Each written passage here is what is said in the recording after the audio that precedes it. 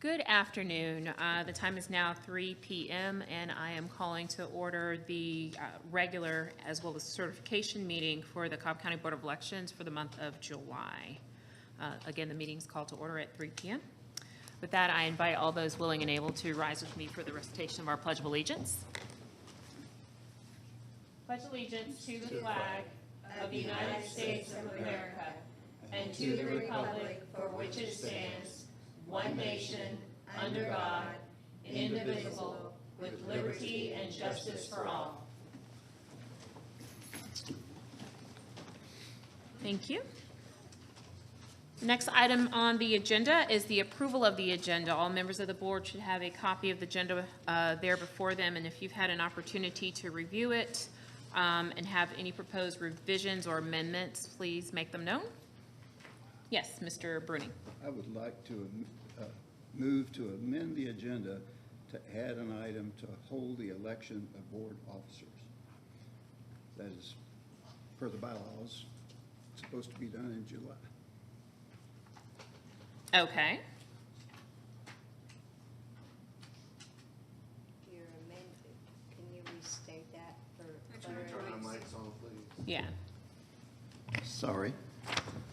I move to amend the agenda to add an item to hold the election of board officers. It's July and odd year, so I did not get a copy of your mic. Daniel, I need your, Yeah, sorry. or the mic. That's correct. It's July and in the odd year, which is in the bylaws. And I apologize, I don't know that I reviewed the agenda this time. I'm not sure I got the email, but yes, that's correct. It would be this month. Right. Unless otherwise necessary.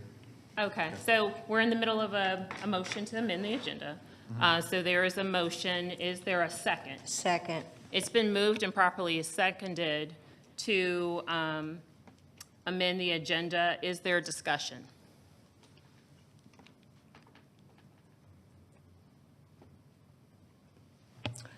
I have a parliamentary inquiry. If we are holding a required item, do we have to give a specific date to bring it back to the agenda? Daniel's mic is off. If you're holding, you mean if you're tabling or if you're, I mean, the motion is to add it right now. What are you saying? He's adding a hold on a. No, to hold, he wants to conduct the election of officers. Yes, which today. is a required item in July. Do we have to put a specific date on it? Today? He wants to add it to this In meeting. the motion, do we have to put a specific date on it? Oh, for the according to effective- current version of Robert's Rule of Order? I'm not sure I understand what you're. I he think wants she's to- attempting to perhaps provide a friendly amendment to his agenda revision. I think it needs a little clarity. For the public, we don't have the two appointments yet to elect anyone. So my question is basically, or maybe it needs to be revised, to hold the election until we have both appointments from the delegation. Just saying, All right. So for you clarity. can offer, sounds like you want to table it. Or you're asking him, or I'm you want not to the amend it. one who caught it. So it sounded to me like he was trying to table it, and I No. believe, No, he's trying to hold it hold today. it today. Right. But we're out of July. We will be out of July. You're saying we will be likely out of July when the new board members are appointed. We will not be able to fulfill our responsibility of holding an election. So my question is, do we have to put a date in there, or at least describe when it will be? No, I mean, honestly, it's not, if you read it, it's not tied to the appointment. I mean, in theory, it would be if the appointments had been made, but that's not what the bylaws don't say, and the enabling legislation doesn't either. It doesn't have the enabling legislation, from It what I. does say, I believe, in the enabling legislation that the delegation will appoint by June 30th.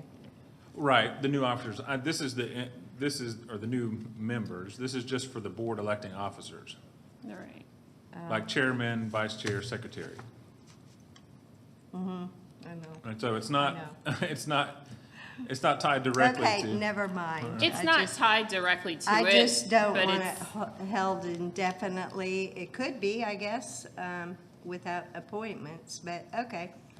Yeah, I don't know that we should bind other boards. I know that that has come up a number of times with respect to action that this board would take. Like, we don't want to bind a subsequent board. I know with respect to liaison meetings, those, we said we wouldn't want to bind the subsequent board. I think that's why those weren't scheduled beyond the month of June. So I And guess. I agree with that. Right.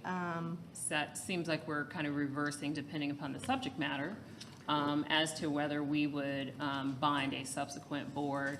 Well, our Perhaps bylaws we- say that we will elect officers on the regularly scheduled meeting in July. Understood. I believe that those were, I believe that that was one, a carryover from, but we'd also anticipated that the delegation would appoint them timely in a timely fashion. I don't know when the delegation will make their appointments. My understanding is that they were perhaps waiting until after the election. But I guess to the extent you nor I may be on the board, is it really a situation where you or I should vote to bind the subsequent board? Like, we wouldn't be giving the new individuals an opportunity to serve. And I don't believe that that is appropriate. Well, the new board, whenever it's constituted, can hold another election. You know, that's always, Would you all agree that once the new board, when it's constituted, to Mr. Bruning's point, could hold another election?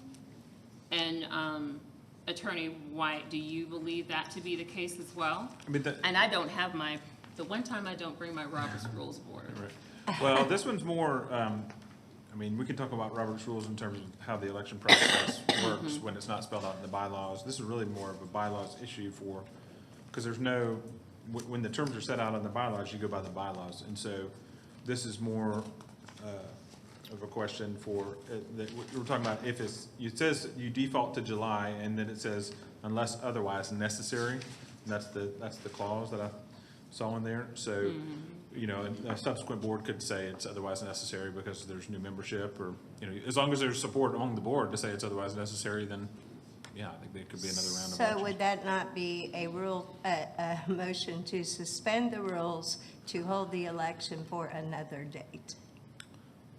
that would be a I different. think he's asking to suspend the rules to I add an item just to the don't agenda like to the hold it word today. hold because We can say, it's conduct, I think you, Conduct, okay, conduct. He used the word Okay. hold, and Yes. I Are you- have a problem with that because it's undefined. I will agree to amend the motion to change Thank the you. word hold to conduct.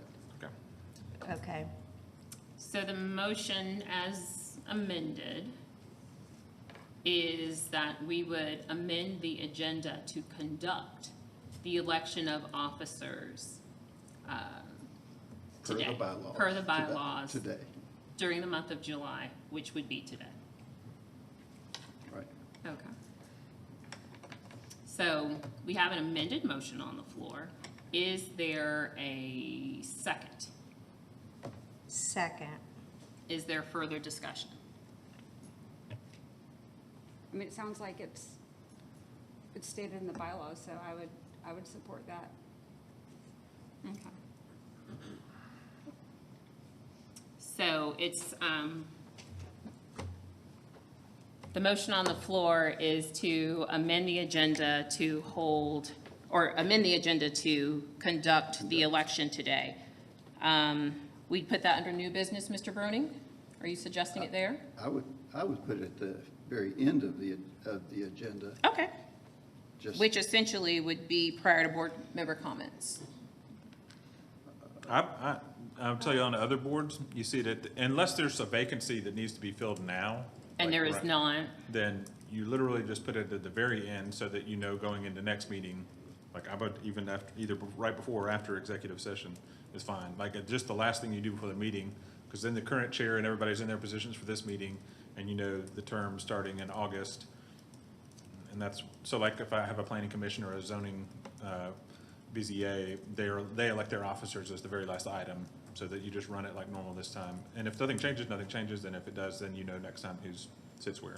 Right, the only reason I suggested that is that I do anticipate that there will be executive session, and I don't know that there would have been any vote coming out of executive session but for this one, such that generally our comms team, we let them go if there's no vote coming out of executive session. Hence the reason why I suggested it prior to executive session. Is there objection? Because that type of vote would likely need to be broadcast. Sure. So that's the reason why I suggested the placement. Board member comment, even after, either prior to or after board member comment, but would not suggest that it be held after executive session. We don't know how long executive session will take place. This board has had it's been our practice, if there wasn't a vote coming out of executive session, that we would advise the Cobb County Comms team and let them go if there was no vote taken out, coming out of after executive session. So then I guess my question, is there concern with the proposal to place it either before or after board member comment, but definitely not after executive session, so we're not holding the comms team, because again, we do not know how long executive session will take place. What is it we're Oh, holding? your mic's off, Debbie.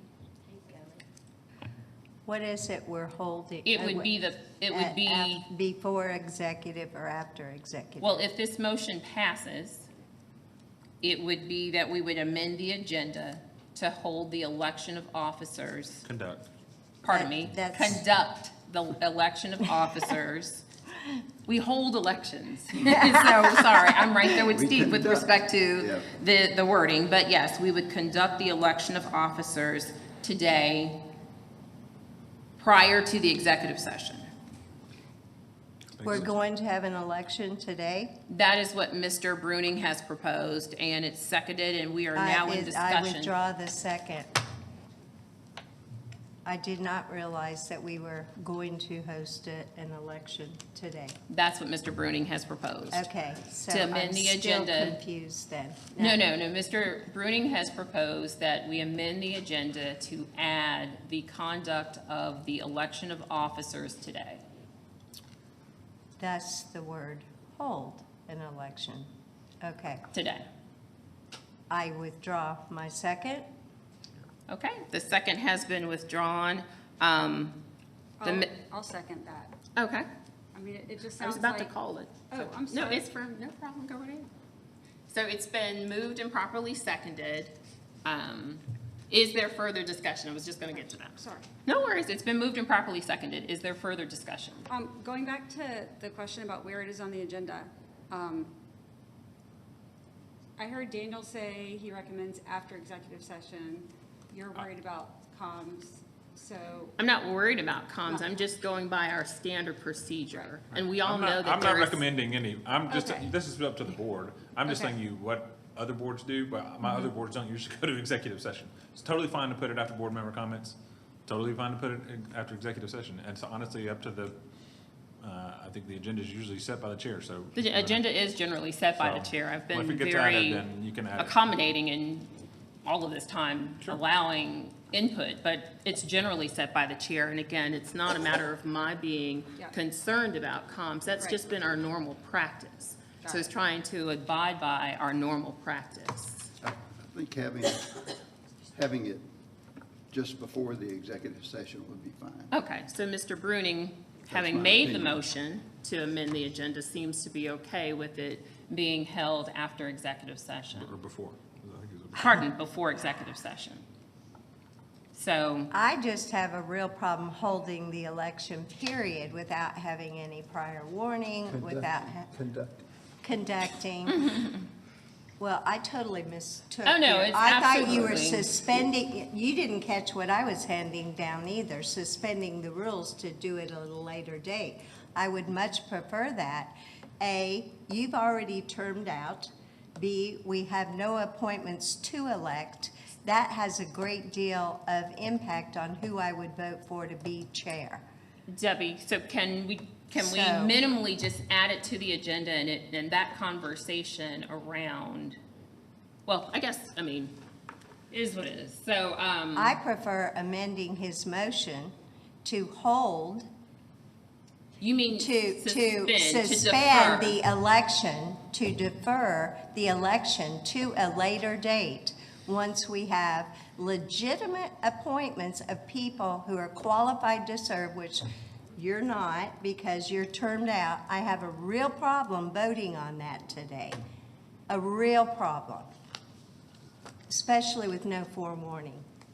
Right. Because And there I would have definitely was a- raised, I feel like maybe there was a conversation had that the whole board didn't have, because that is, it's just not appropriate.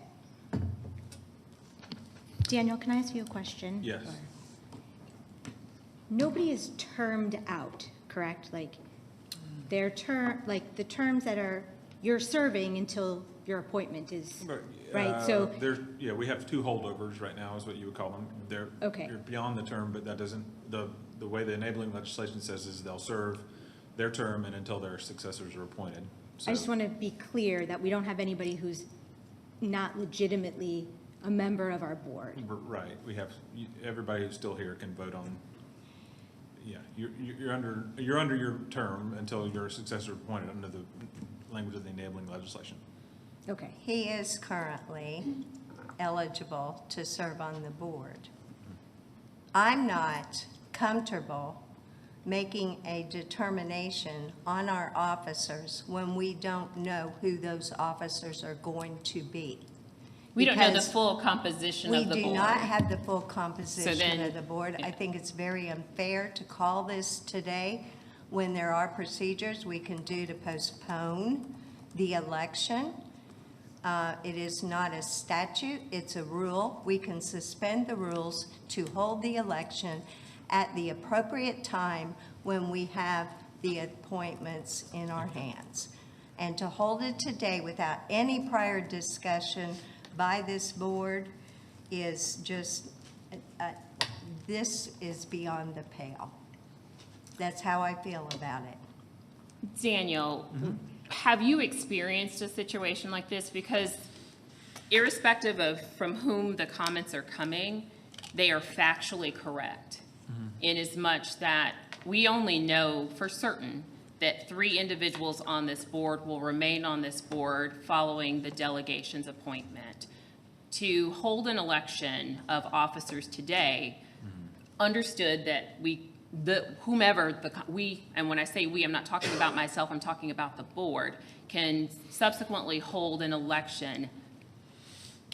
Well, You hold an election today, you appoint, or board member or officers are elected, and then there is the possibility, if you will, as you made mention of holding a different election, a new election of officers when the full composition of the board is reached following the delegation's appointment. Have you ever seen a situation wherein you know that individuals are holdovers, 2 of them may not be back, myself and Mr. Bruning. I guess, is it notwithstanding the bylaws, because there are ways to get through the bylaws, and that's what I was referring to, Robert's Rules of Order, they could be suspended. So I guess, how, have you seen this before in Well, your? it totally depends on the body, you know. The experience I have most in terms of like conducting elections for the board is planning commission and zoning commission. I mean, there's most other councils we represent have built in sort of like based either on something in the bylaws that says seniority or other processes that just come in when the new council's elected or that kind of thing. Whereas on an appointed board, but the issue with those is that those boards are typically appointed sort of irregularly, so you might have somebody drop off the board in October, and then they may say, I'm gonna resign in November, but they say that in September, and so you might go a couple of months, or if they say, oh, my term's up in October, but I'll just hold on until December until you appoint a replacement, but those, just like this board, Like, most of those boards do say you elect officers in June or July. That's typically where it falls.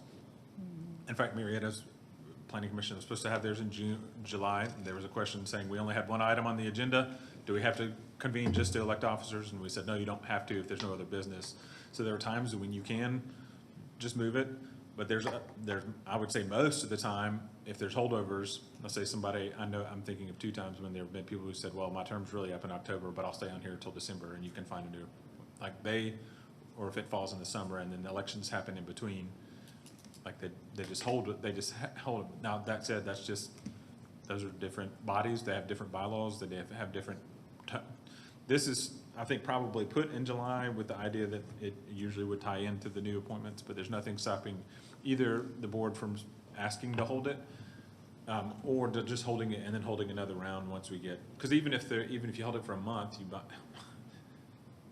given what I've seen in the papers, I don't know how close we are to actually having new members appointed. So there's nothing that says someone couldn't move for another round of elections to happen in August or September or whenever we do have new board members. So, but the big concern would be whoever gets nominated. If you do decide to conduct elections today, you have to make sure anybody who gets nominated is eligible and willing to serve. So that's the next go around. But I will point out, and this just turns to Robert's rules, this is the only debatable part of the motion at all. Once you get to the method of conducting the election and the elections themselves, those aren't debatable. You can make I can coach you through the process. There's a couple of different processes you can use, but those aren't debatable. The only thing those are called incidental motions, and so this is the motion to add the election is debatable. But after that, they're incidental motions that you just make. You make the motion and you get a second, and it fails or passes, or you move on, and so this is where the debate has to happen. Here's what it boils down to, Madam Chair. There's 3 of us who would be eligible to hold an office, That's correct. okay? The odds of me being elected to office, let's face it, are slim and none. I feel like I am being railroaded here, and I want to point out this is the very first time in 2 years that one of our board members stood for the Pledge of Allegiance. Could that be coordinated a little bit with an election? Maybe. But I personally am not prepared to vote for either of the 2 that would be remaining that would have a majority vote by 2 members who have yet to be reappointed, one that is not qualified to serve another term. And I think to hold this is a real ethics problem, and I will pursue it because I feel railroaded.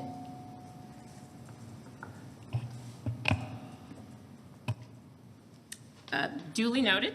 Presume that the minutes will note that.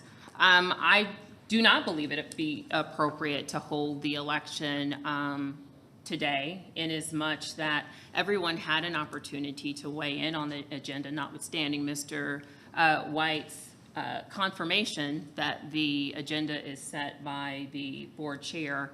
Yes, in the time that I've been the board chair, I have worked with Director Fall as well as her predecessor, but the agenda is also circulated to the entire board prior to the meeting, and at no point did anyone raise that. I do also just have legitimate concerns with respect to how this is being brought to us.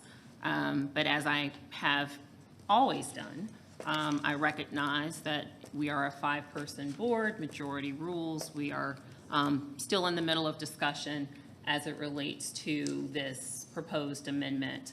I will note, however, with my apologies to our comms team, I also believe that we should defer to Mr. White's reference to the fact that these types of things take place at the end of the meeting. And so I would propose a friendly amendment, Mr. Bruning, to put this at the end of the meeting as our council has suggested is the general practice. That would be fine with me. Thank you, Mr. Bruning. when the public most likely won't be here? I, And the fact that you're saying there is no debate, Daniel, during the election, once we vote to hold it? Did I understand that correctly? Yes, I mean, you can ask me questions about, because I'll have to explain to you sort of the two different methods of doing elections, because that's. Like getting up and walking out? Is that part of it? I would ask you to withdraw this motion, Steve, and do the right thing and postpone it to another day when we have our appointments from the delegation. I would ask you to do the right thing. And I would ask the other two board members to vote no to move this forward, because this is wrong. is there further comment? Is there any further action that needs to be taken before I call for the vote? So I want to clarify real quick. Yes, sir. I know you were offering an amendment to where to place it. That's really, the board can always vote by majority to add an item. You Right. get to choose where to place it. Exactly. I So can it put it doesn't- wherever I I just wanna didn't put want to it, have to go but I back. won't. I didn't want to, I'm going to make clear, we don't need another Yeah, second. no. I wasn't calling for a vote on that. I'm just calling Right, for a yeah. vote on the The motion amendment, to add. yes. Okay. Because duly noted, I could put it wherever I want to put it, to be That's right. quite honest. The board chair can do that. I've operated in a very collaborative manner in asking where we believe it to be appropriate. Because again, the board chair sets the agenda. So, So, since it's been seconded, correct me if I'm wrong, I cannot amend the motion, make an amendment to the motion since it's been seconded, Unless somebody withdraws, I mean, you could.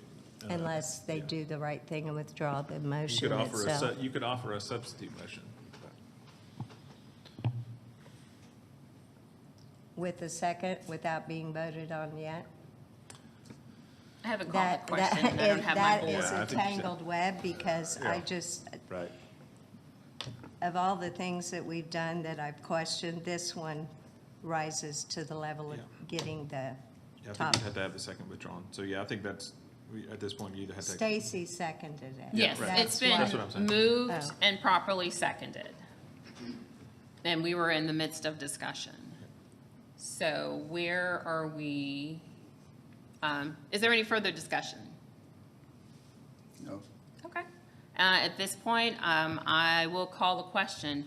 All those in favor of amending the agenda to add the election, holding an election, or conducting an election of board officers today, all of those in favor? All of those opposed? The motion passes with a vote of 3-2, noting that Ms. Fisher and myself are voting in the negative, no. Okay. All right, moving on to public comment. We have one person, no individuals to provide public comment via, no person to provide public comment virtually. The only person signed up here in the room is Ms. Hendrickson.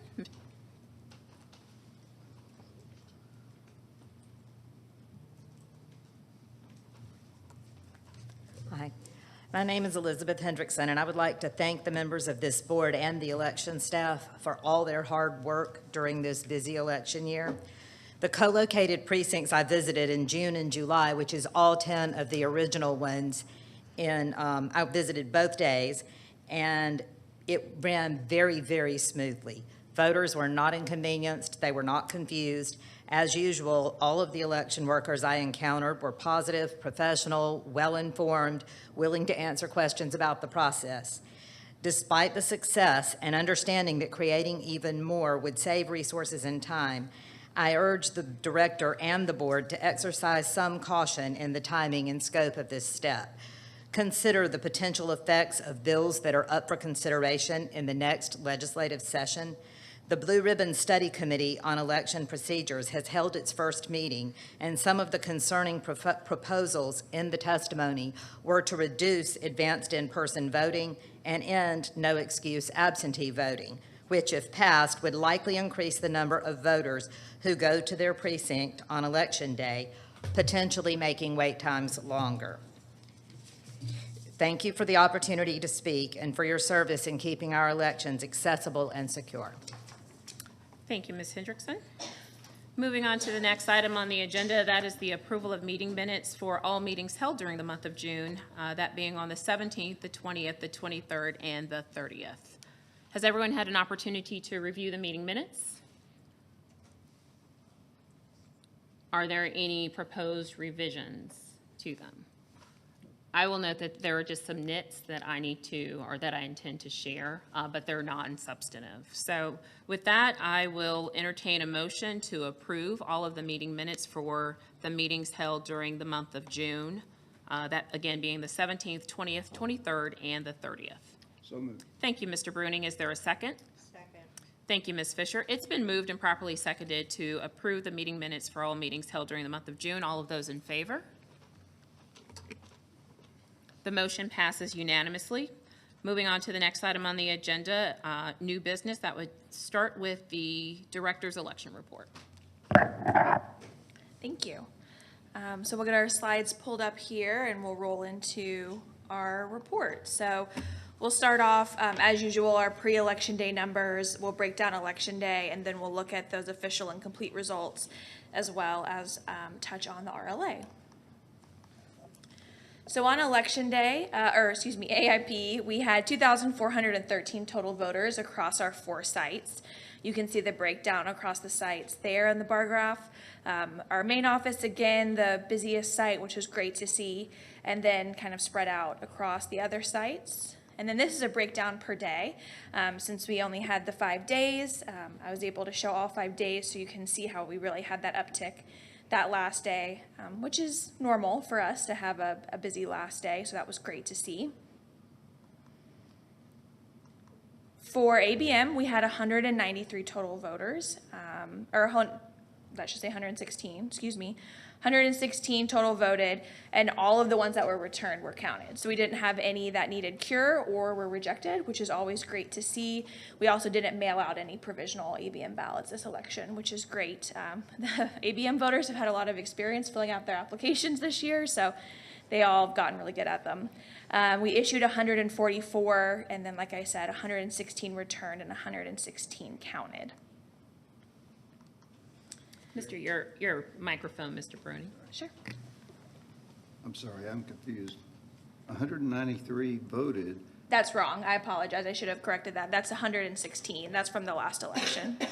Okay, so it was 193 that voted, not, No, 116. oh, 116. 116, Okay, which is reflected on the official and complete results.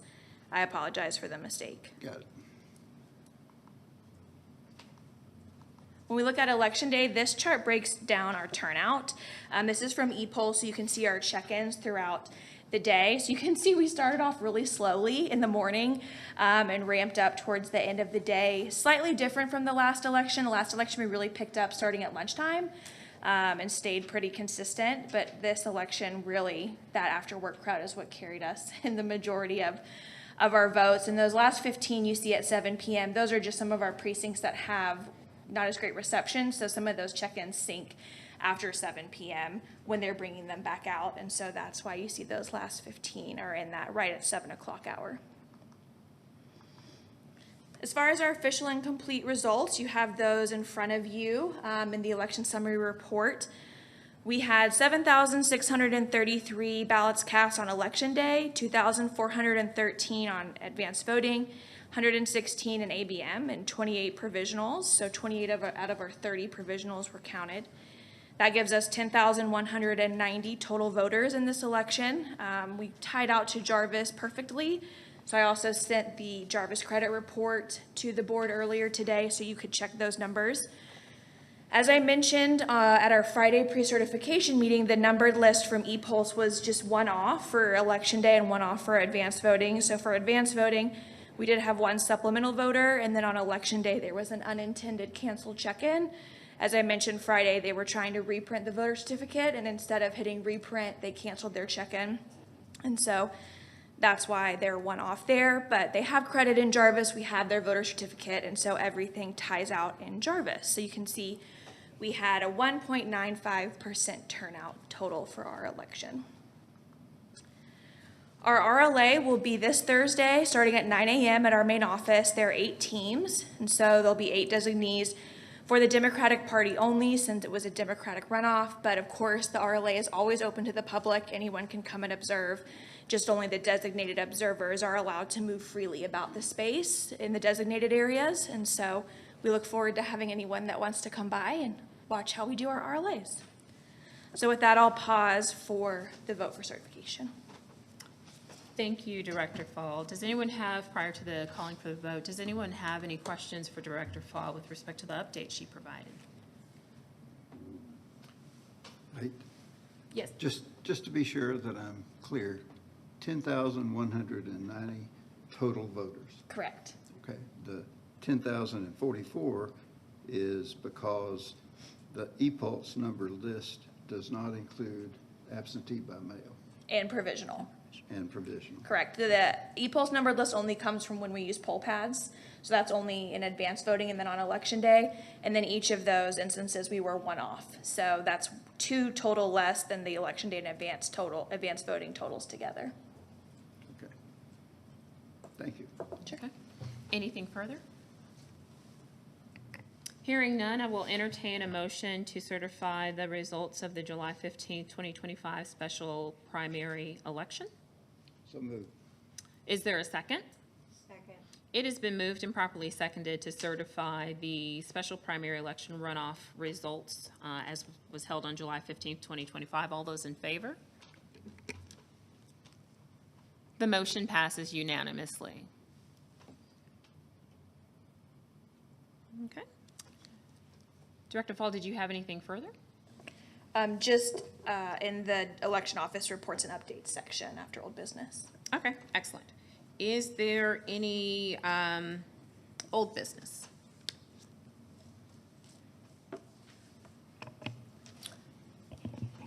I do have a question for you, Director Fall. Did we get all signatures on the certification of the primary, and will you be submitting that along with this certification? Yes, all of the paperwork, that's normally what we call in our gray bag evidence, goes to the Secretary of State. It's due for them to be delivered Thursday, and so we deliver it to them. We But take are it to you office. confirming all 5 board members have signed that Yeah, certification? well, all 4. Stacy wasn't present at the last certification, so she doesn't sign it, but everyone else does. Okay. Do we have to sign again today? Yes, so It's you'll right have- here. all 5 of you will be able to sign the certification for today. Okay, got it.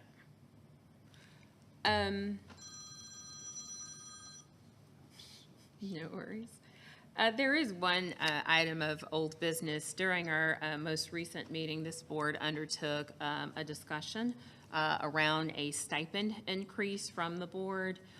Just wanted to, obviously in a public setting, since that conversation took place in a public setting, advise that following that meeting, I submitted on behalf of the board a notice, a memo, if you will, to the Board of Commissioners with a copy to the county manager, and they are taking that request under advisement in light of the fact that Member Mossbacher did the heavy lifting with respect to pulling the information together. I've been in communication with her and advised her of the kind of next steps with regard to being available to answer any questions or making yourself available to answer any questions that the members of the BOC may have. Member Mossbacher, is there anything you want to share with respect to that? No, thank you. Okay, got it. All right. Moving on to the next item on the agenda, that would be the election office reports and updates. The director's update is first. Thank you. So today I'm going to give an update from my office as well as the admin department, and then I'm going to let my division managers provide updates for their department or for their divisions. Our communications and outreach coordinator was going to provide an update for her portion, but unfortunately she's out sick today, so she'll be providing that at the August meeting instead.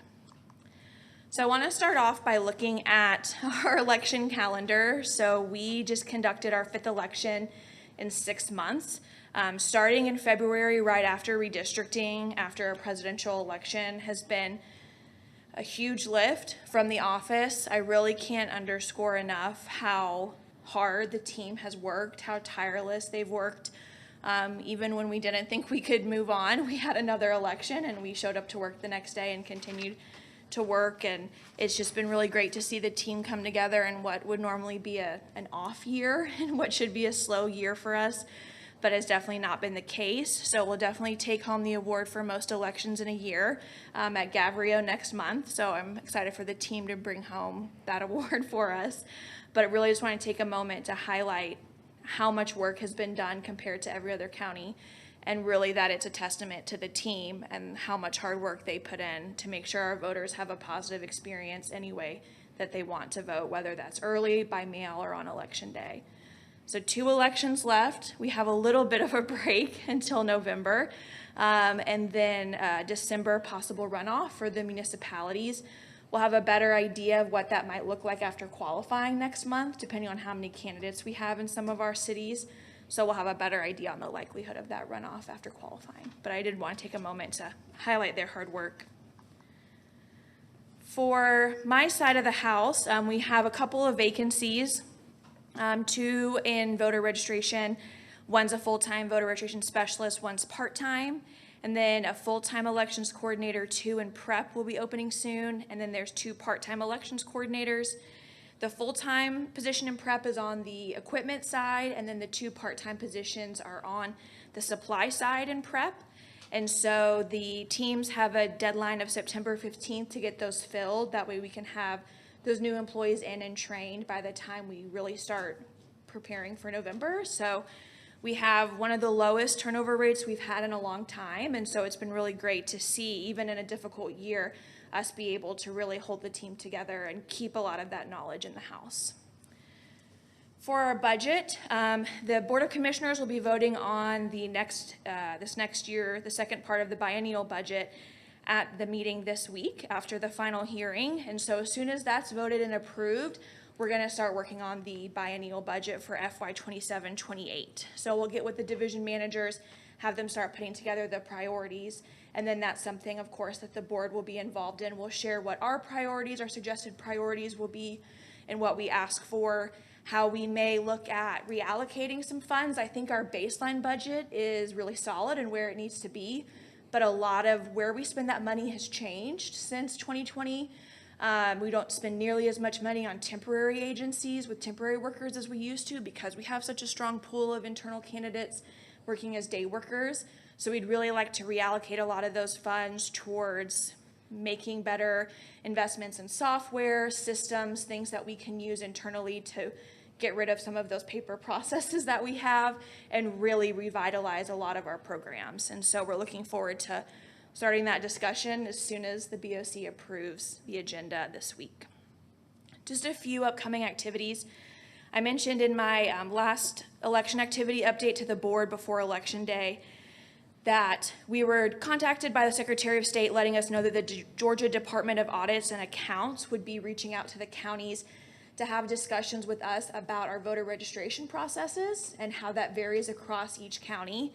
A question that I had was in discussing what that might look like with some of the other election directors in our region, in the Gavrilo Region 3, several of them mentioned that whenever those meetings are scheduled, that they will have counsel present at those meetings. And so I wanted to see if that is what the board would like me to do, because I did get an email from the DOAA this morning wanting to schedule an appointment for later this week to discuss our voter registration processes. So I just wanted to see if the board wanted me to include Mr. White or take on those meetings with just myself and Melissa and the registration team. I'm sorry, you said the DOJ or DOA? DOAA, the Georgia Department of Audits all and right, Accounts. Okay. I think it would be appropriate to have, not that I see any legal issues unless we aren't comfortable with what we're doing, but it probably would be appropriate to have Daniel in there, but I think also it'd be appropriate to have at least one board member. Looking through the report that actually came out of committee on the DOAA, throughout this document, it lists something I'm passionate about, and that's CAS. That's something I haven't brought up in a while, but I'm going to bring it up now. Have we looked into that and what the costs would be? I believe that that's a system that would need to be implemented within Jarvis at the state level, not something that You can do it we. as an add-on. I've checked into it. I think I sent that to you. I'd have to go back. I don't recall that email, but I can go back and see if I can find it. But it was my understanding previously, in my previous state I worked in, it was integrated into the voter registration system. It should be, but And so it it's- wasn't something that we did at the local level, but that's Yeah. something that I can be sure to ask the Jarvis team about, how that would work for us. I think it would fix a lot of the errors that we've seen repeatedly. And for the public, if you don't know what the CAS system is, it is the legally listed way to input an address. So if a jurisdiction requires 10-digit zip code, CAS will pull up a 10-digit zip code. If you spell out Main Street, STREET, CAS will correct it to the abbreviation of street. And why is that important? The deliverability of those mailers is based on the proper input. So I would hope that we would look at that, and maybe you can garner some more information from the auditors about the CAS Sure. system, since they list it many times in here. Absolutely. I'll be sure to flag about how, in my previous state, it wasn't integrated and see if that's been part of their discussion. Because I know they've already met with the Secretary of State, and now they're meeting with the county, so I'll be sure to see if that's been part of their discussion. There's no good reason that it hasn't been integrated with Jarvis, other than cost, but they'll pass that on to us anyway. And since you will be working on the budget, I'm pretty sure you can do it as an add-on. It doesn't have to be integrated with Jarvis. I'm not sure how that's done. I'm not an IT person, but I'm guessing IS might have an answer to that. They probably already know. And I do believe the court system uses it for jury selection. Okay, great. Mr. Bernie? I was just going to say, is that a product from the post office or a product private? USPS. It's the post office. Yes. Hell, they ought to give it to us. I mean, I think that because we have people filling out forms and individuals, I don't know what the actual official abbreviations are. I think it would be very helpful to have that kind of software to make sure that the data that goes in or is put into the registration is per the post office regulations. So I would be very supportive of it. I'd be even more supportive if the state paid for it. But if they don't, we certainly ought to get a price and find out what's involved in doing it.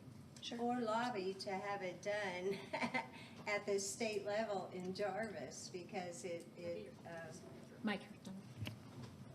You're good, Mr. Bernie. It would fix a whole lot of errors automatically. It doesn't take a human intervention. Great. Any further comments? Just want to make sure, so there's consensus to include Mr. White in that conversation with the Department of Yeah, I don't know that it necessitates a vote. That's why I inquired whether there were any additional comments with respect to who attends the meeting with Director Fall? No? Are you saying that other counties are bringing their? Yes, we had our Region 3 Gavrio meeting, not this past Friday, the Friday before, and most of the other large counties and some of the other smaller counties in our interregion did mention that they would be including their council in those discussions. And I think we should do the same.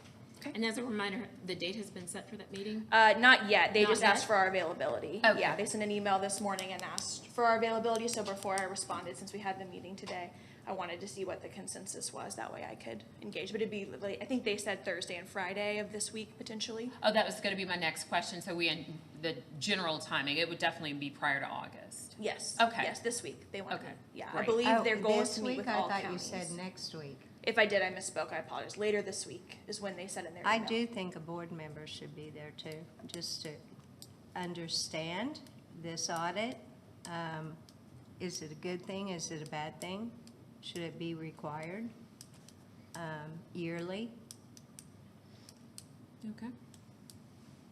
Anything further with respect to Mr. White's attendance at the meeting, or for that matter, the attendance of a board member? I mean, if other large counties are bringing their attorneys, it makes sense for Daniel to go as well. And the additional suggestion with respect to the attendance of a board member? I think Debbie should attend. I am happy to be there. As you know, I'm very passionate about our clean voter rolls. Great, Let me know time and place. will do. Anything Promise further? it'll be a longer meeting than a pre-cert meeting, so. I'm good with a 6-minute meeting. Okay, awesome. If there's nothing further, so Debbie will attend on our behalf along with Mr. White. Perfect. So the last two things I have is our Gavrio conference is August 10th through the 13th, quickly approaching. So all 4 division managers will be attending in person. It'll be in Savannah. I'll be attending virtually. And then, which is a great opportunity for me to throw the trainings up on the screen. So I'm going to put in one of the training rooms. That way any staff can come by and sit in on any of the trainings that interest them on the agenda. And then we're finalizing our plans for our staff in service, which will take place August 26th through the 28th. So Deb and Tammy have been working really hard on that agenda and making it fun, but also informative. And we look forward to that with the staff. It's always a fun time to come together and have that training. So with that, we'll turn it over to the division managers. First up is Absentee.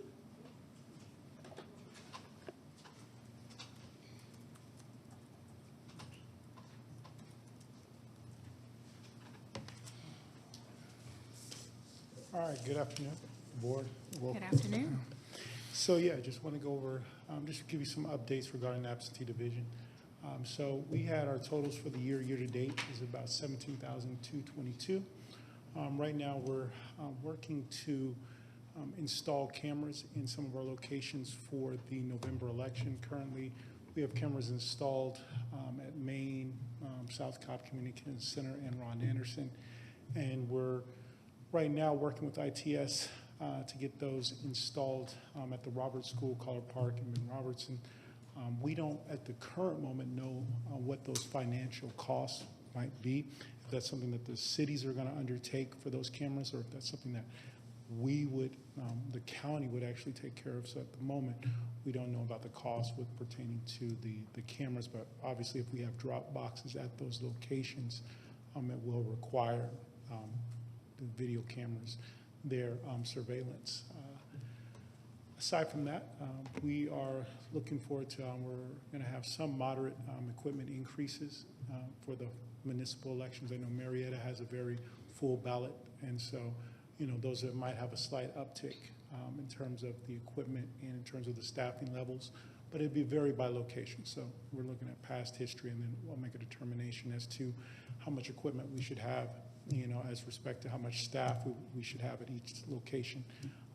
And like, for instance, East is only going to be doing the PSC election. So, you know, do they need the same staffing levels as Marietta? So we'll take that under advisement. And then we'll have an after-action review of the previous 2 elections the PSC, the runoff, and the actual PSC election. We'll have that on July 30th for the AIP team. Pretty satisfied with their work and their dedication. They've been continuing to roll since the presidential election. So been happy with, everything everything's been going over there. So then I'll move over to my other side, which is the absentee by mail. We've processed through today, 887 applications. Something that you guys are very familiar with, or getting more familiar with now, is the internal dashboard that I designed, created through Power BI.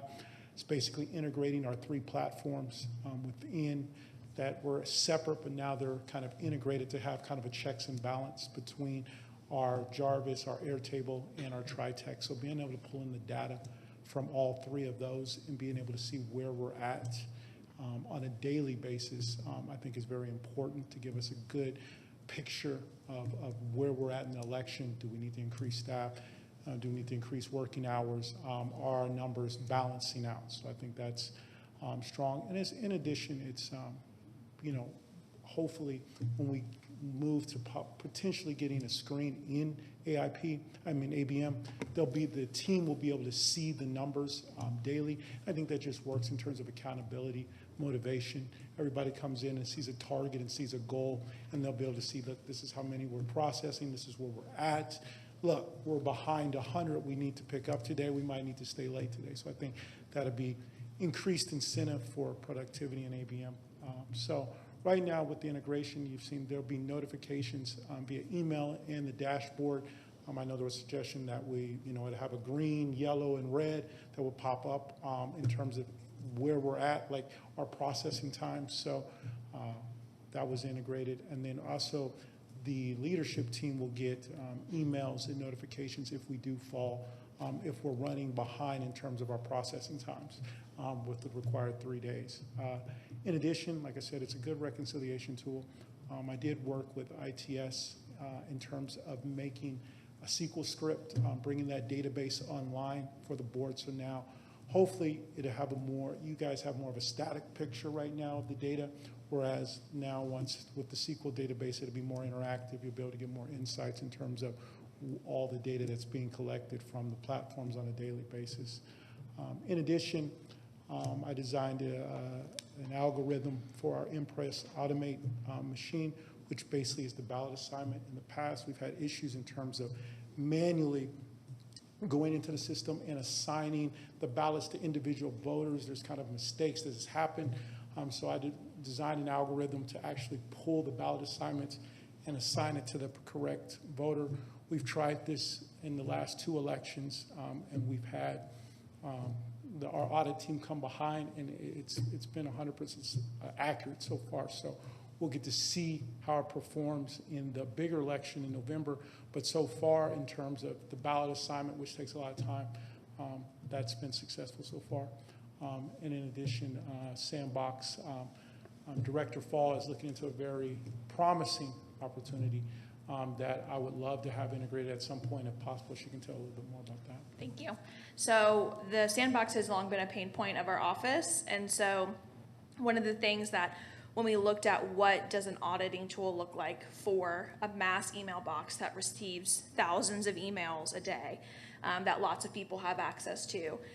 So there aren't really a lot of options out there. And so when I was at the department manager's retreat for the county back in May, one of the presentations that we had was from C3AI, which is a company that the tax assessor currently uses to assist with making the tax assessments more accurate by using AI. And they presented this beautiful presentation on all the wonderful things they could build. And it spiked the interest of a lot of departments. And so one of the things I spoke to them about afterwards was the possibility of integrating into our mailbox and then pulling any type of application, whether it's an inline image, because sometimes people send us pictures, sometimes it's a PDF, sometimes it's attached, sometimes it's in the body of the email. So building an AI system that could pull any type of attachment out of the email and build out a dashboard. So that way we can have 10 people working in the same dashboard and it segregates the work. And then there's the second step where it takes what we typically would utilize as an accept, reject, or cure type of statuses for what field is filled out correctly, what field is missing, and go ahead and say, we think that this application is likely going to need to be cured, or this application is going to need to be rejected because it's missing these fields. And then a human will come in, of course, and verify all the information, but it essentially could take the step of the initial highlight and lookup, as we would be able to integrate a daily download of our Jarvis voter list system into that. So it can't connect directly to Jarvis, of course, due to us not owning Jarvis, but we can download the voter list from Jarvis and get all the information we need for it to check the birth date, the address, the full name, and check those things that normally a human would be printing out the application, looking at it, pulling them up in Jarvis, highlighting the areas, double checking it against Jarvis. Now we would have a script and a system through AI that could do all of that work initially. So, like I mentioned, lots of other departments are interested in C3 AI for lots of different reasons. I know County Attorney's Office, risk management, the Department of Transportation, water. So we're looking at an enterprise agreement with them. So I've had a few initial meetings with C3 AI on building out the scope of what this dashboard would look like. And then they're working with the county on what an enterprise agreement would look like. So our target, if we're able to implement this, would be to start using it for the May election next year. And so they believe it'd be a 6-month build out, 5 to 6 months once we have the contract in place, which would again be by the county. So we're very hopeful of what this could be and the ability to use AI in a really safe way that would really help us with something that we've scratched our head on and tried to figure out a way to improve. And so we're cautiously optimistic at this point. Yeah, definitely. Have you worked with Director Kimberly? Limley? Ms. Mhm. Yes, she's the one heading up the enterprise agreement from the ITS side. So she is working on this with you? Yes. Is this a budgeted item or an unbudgeted item? Right now, we don't have a cost on what it would be. That's why they're looking at doing an enterprise agreement. That way, it would share the cost across multiple departments. So once we have an idea, so the people heading it up are the Steve White, who is now over the agency director over ITS, and then Kimberly Limley, the ITS director and CIO, along with procurement. And so they're working through the pieces of what the enterprise agreement would look like for all of the departments to get involved. And then we'd know a cost, and we'd either have to go to the BOC to ask for additional funds or figure out where in our existing budget we'd be able to support our portion.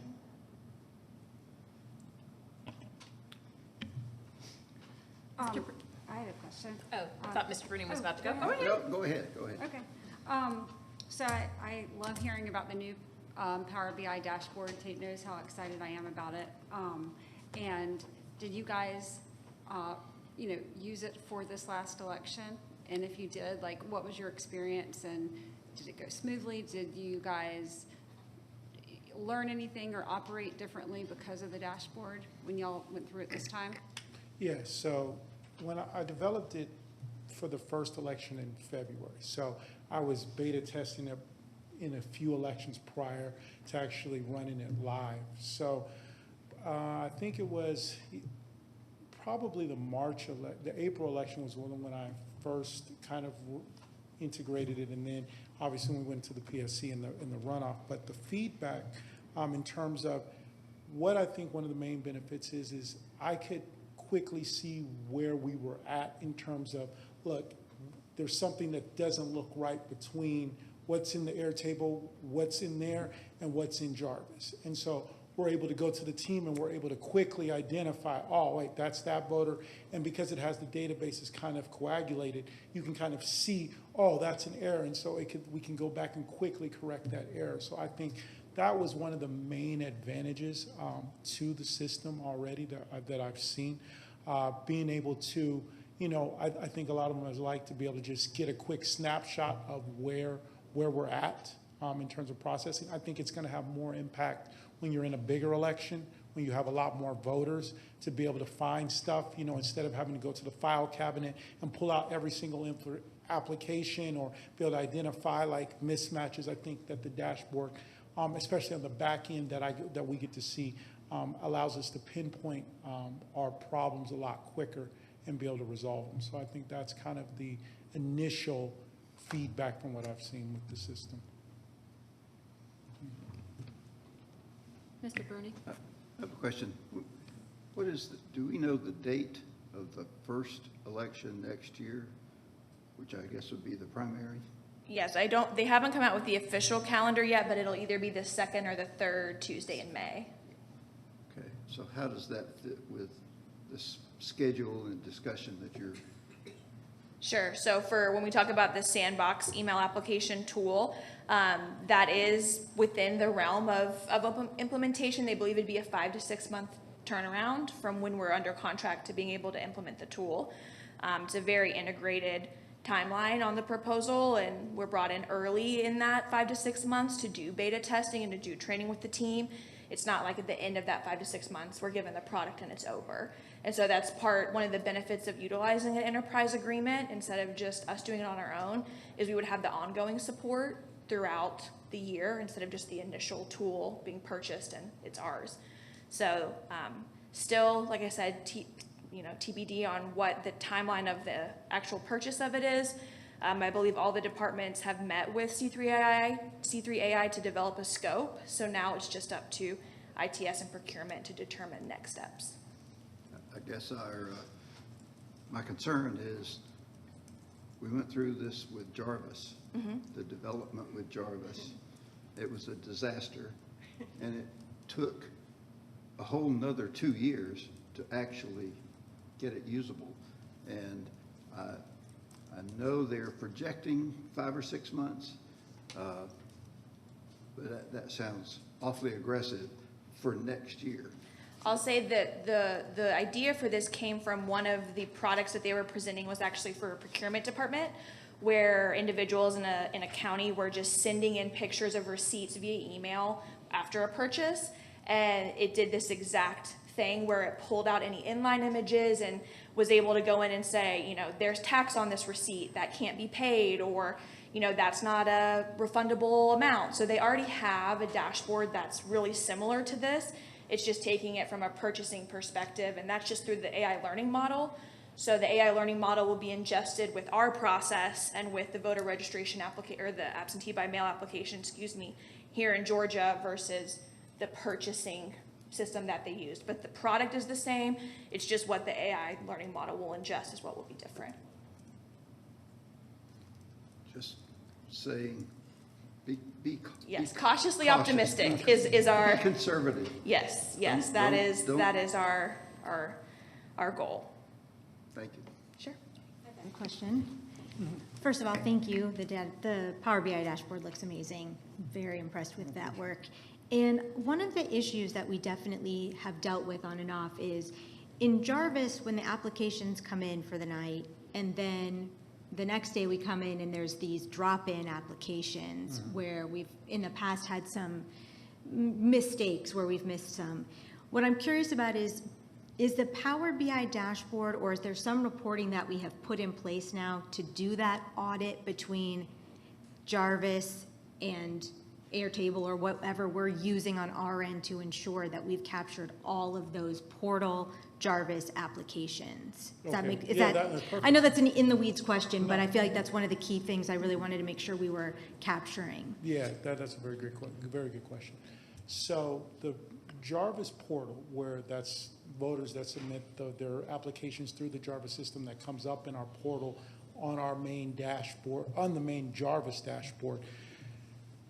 Like you said, we had issues with that in the November election and previous elections where those where they would just come in. So the goal would be right now is that's not integrated because the Secretary of State, because it had so many issues, it's currently disabled since March on the Jarvis dashboard. So you can't even pull the reports. But I will, once it comes back up back online for them, I will be able to take that, all the information that comes up. So you'll get registration numbers and you'll get voter names. Now, Airtable only captures registration numbers. It doesn't have any personal identification, PIA information. So I'll be able to take, once they get it back active, I'll be able to take that data that comes in from Jarvis, whether it be the name or be the registration number, and compare that against the Jarvis report of what we've processed and the Airtable report of what we processed. So it'll be able to capture, okay, this is this registration number. Does it match anything that we've processed registration number in Airtable? Does it match any of the names that we've pulled from Jarvis that we've processed? So I have to have that data come from that report. So I would have to wait until they re-enable that, but that is something that I would integrate into the dashboard to be able to check, have we processed, is this a unique application, where are we at? So that is something that I would definitely be able to integrate, but it's been disabled since March election, so I haven't been able to integrate that yet. Wow, so that's fascinating, that's, I assume, I'm not going to assume, but I'm going to hope that it'll be up by November, that we'll be able to pull that reporting again. Yeah. But in lieu of that, I guess from a Power BI sort of, is there a roadmap, like a documented roadmap that you're keeping track? Okay, I need to do this. I need to make sure that integration is in place as soon as that comes back up. That's key. Like that's one of my. Since it hasn't been available, I haven't been able to test it in a live environment. So I would have to write the script to be able to compare it. But once they put it back in, however they format that report, because they do updates. Like for instance, they update the way their reports are formatted. They're working with a third-party team, I believe now, to help with their reports. So every time they make a system update, I have to make a system update. Right. So in terms of being able to read what's coming over. So once they get their format and they fix that or start to enable it again, then I'll be able to take that data and put it into the model that we have right now working. So yeah. And I would think, thank you. I mean, I think that's obviously we're sort of dependent on what comes from Jarvis for that piece, but I do think it would be interesting, and I don't know, I mean, you might not be done with your presentation, but for our perspective, especially because ABM has been such a pain point for us, I think it would be really beneficial for us to see the roadmap of sort of, okay, here's what's been done, here's what's left to do in terms of, what you're looking to do future with that dashboard and with the integrations. Just kind of like how that, when you're doing any kind of software planning, you usually have some kind of like roadmap of what you're looking at, just so we can kind of plan and look forward as we're moving into the midterms, which will be a much bigger election cycle. And it sounds like we'll have a lot on the ballot for the municipals, but I guess just making sure that we're on task with that dashboard, because I think that's what's going to really, I'm hopeful that that's what will prevent any future errors with the ABM side of things. Absolutely. But thank you for your work on that. I know it's been a heavy lift and it looks great. I would like to highlight too, and he does have one more slide. One of the issues that we identified in Jarvis last year was like disappearing approved applications. So we would have our report and we would know we issued these people a ballot because we pulled reports daily. And then when we got their ballot back, we'd log into Jarvis and there's no record of them submitting an application. There's no record of us issuing them a ballot whatsoever. But luckily, because we pulled those daily reports, we were able, and we print out every application, so we have a paper trail, we were able to tie it back. And that happened again throughout the elections this year. So because we had Airtable, we were able to have a time-stamped chain of custody with every application. So we were able to go back to the Secretary of State's office and say, hey, these 20 people are no longer showing an application, but we've issued them their ballots. So I think all counties have realized that they need to have an external process in which they're tracking absentee by mail applications because it's been a consistent issue. And Marcus's hard work with Power BI is the first time we've been able to integrate Airtable, Jarvis, and TriTech, which is our incoming sorter where we scan all the envelopes, integrate all of those together to where instead of Marcus and Dominique looking through a spreadsheet trying to identify who's missing, now he has a really great system that no one else has that he's built to be able to find those voters like that. So really a testament to the team's hard work on finding a way to integrate three totally different systems. And And I note that you do have one additional slide, but I have one question for you. So with respect to and congratulations and thank you for the hard work. I know it's a lot to manage and the board greatly appreciates it. With respect to the sandbox email applications, the AI portal update was deferred to Director Fall. Director Fall, are you pulling Marcus into the discussions given the your pending leave? Yes, so right now the discussions have been just, this is what we need, and which is with the department directors across all the departments interested in the enterprise agreement. Okay. Once pen and ink is done, it's all his. And Okay. so I've told them him and Dominique are the ones who gave me, this is what our standards are, that way they could build an appropriate scope. So they were involved in providing the information for the scope process. That was the And then- main reason I was asking Yes. it, because the scope, I know they have the details on the scope, so they've reviewed the scope? Yeah, they provided all the information that I gave to Okay. them Yeah, we when did, yeah. they were putting together the scope. Okay, just wanted to be certain so that there's some continuity. Yes, as soon as, like I said, as soon as that's signed, I know I'm out of there, and it's all him and Dominique, so. Okay, great. All right, I do have one question for you before you move on. I don't remember which election it was, but I do remember where we had a tremendous number of duplicate applications that popped up in, I don't remember if that was Jarvis, if it was in Airtable, but there were duplicates, triplicates. It was the same application, same voter. Do we catch that anywhere in this process that you're talking about? Yeah, so if you look on the dashboard, if you look at the first, I don't have it up here, but when you look at your internal one, the first one will say single application, and it'll say yes or no. So that will tell you, did we receive just one application from the voter, or did we receive duplicates, 1, 2, or 3? So that's where it's captured. Now, the details of that data is obviously on the back end that I can see, but that will let you know if there are how many duplicates, and we know what days they occurred, we know the voter, and so we're able to kind of capture that information. So Jarvis dashboard or the Airtable? No, dashboard? my dashboard does Your that. Yeah, it dashboard. does So that. Jarvis isn't catching that, which is part of the problem. Yeah, it's not gonna catch, it's not, they're sending in the applications, and how they send it in, the different methodologies, or how, we'll see, we have to process every single application as a new application. So, because we don't know if there's something that changed, they might have changed their address. So we're gonna treat every application that we get as a unique application, even if it's a duplicate. So when it comes to the system, we'll be able to see that it's a duplicate, but it could be a duplicate that's gonna be the primary, because they might have changed something materially. They might have changed their address, where they want their mailing address. So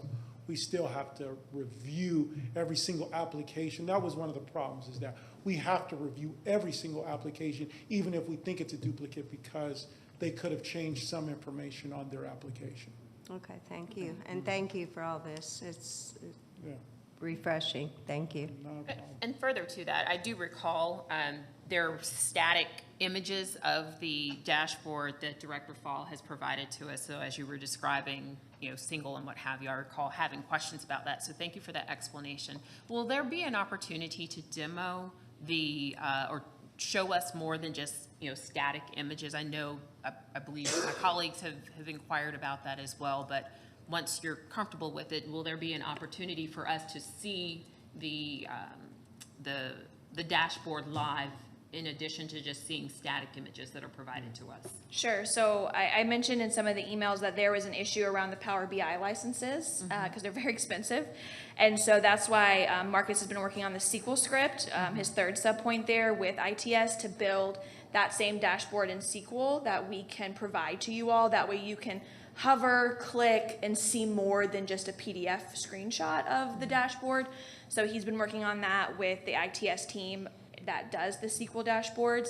And so I think we should have that live for the November election. Yeah, absolutely, yeah. I've been working with her, and so we have that. So going forward, you'll get a Power BI. It will be still in Power BI, but the database will be held in SQL. So you'll be able to have a live interactive version, and I'll be able to demonstrate how you can click around and find what information you want to see. Okay, perfect.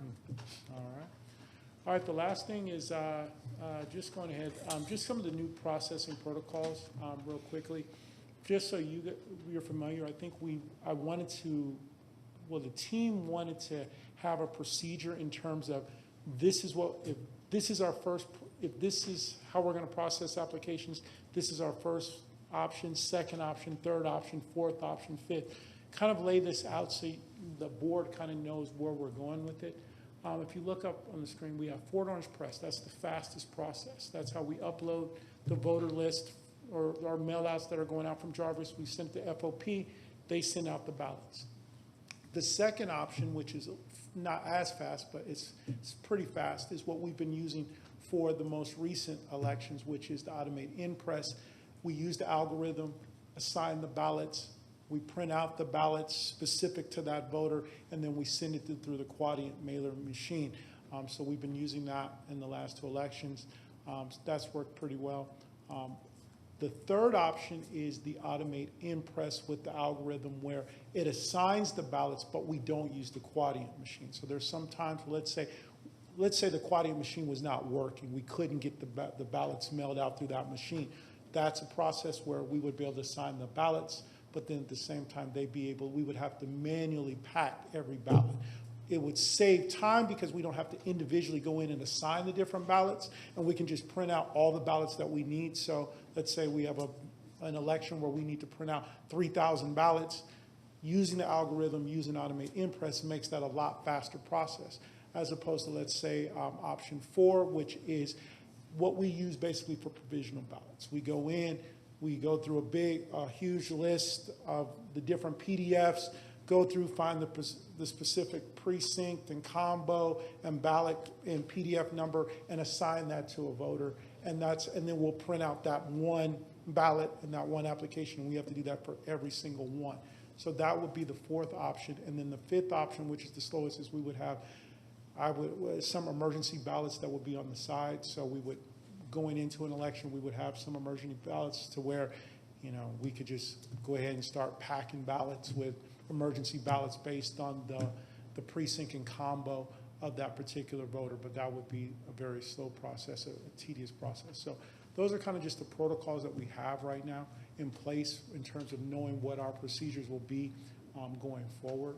And we've been having our quality control team check every single voter's in terms of their name, their address, precinct combo. We've left all of the, I wanted to have all of the ballots left open so they could go through and ensure that the accuracy is there, that the voters are getting the correct ballot. And so that's the last thing. And then we'll have our after action review tentatively on July 31st. So that's pretty much it for me too. I just want to say thank you for the great work, because I think that all of this is going to contribute to better accuracy in all of the work that the elections office does.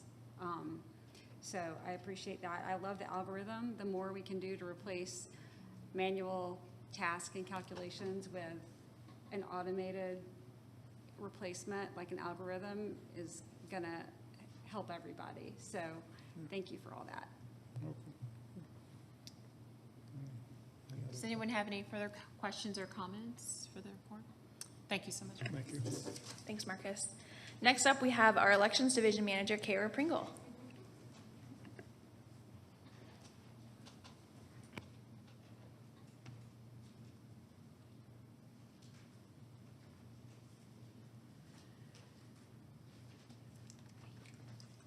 Good afternoon, Board. Good afternoon. Hope you guys are well today. I just want to first, you see I only have one slide, Marcus. So anyway, good job, Marcus. But anyway, I just want to just give a shout out to my team, of course. They do an excellent job, and along with all of our teams, because everything that we do in our department trickles down to registration, absentee by mail, prep center. So we all have to work collectively to get the job done. And so I am just thankful and excited to be on this team. And so with that also, I think I can sit up here and say this on behalf of our managers, that Our director is awesome.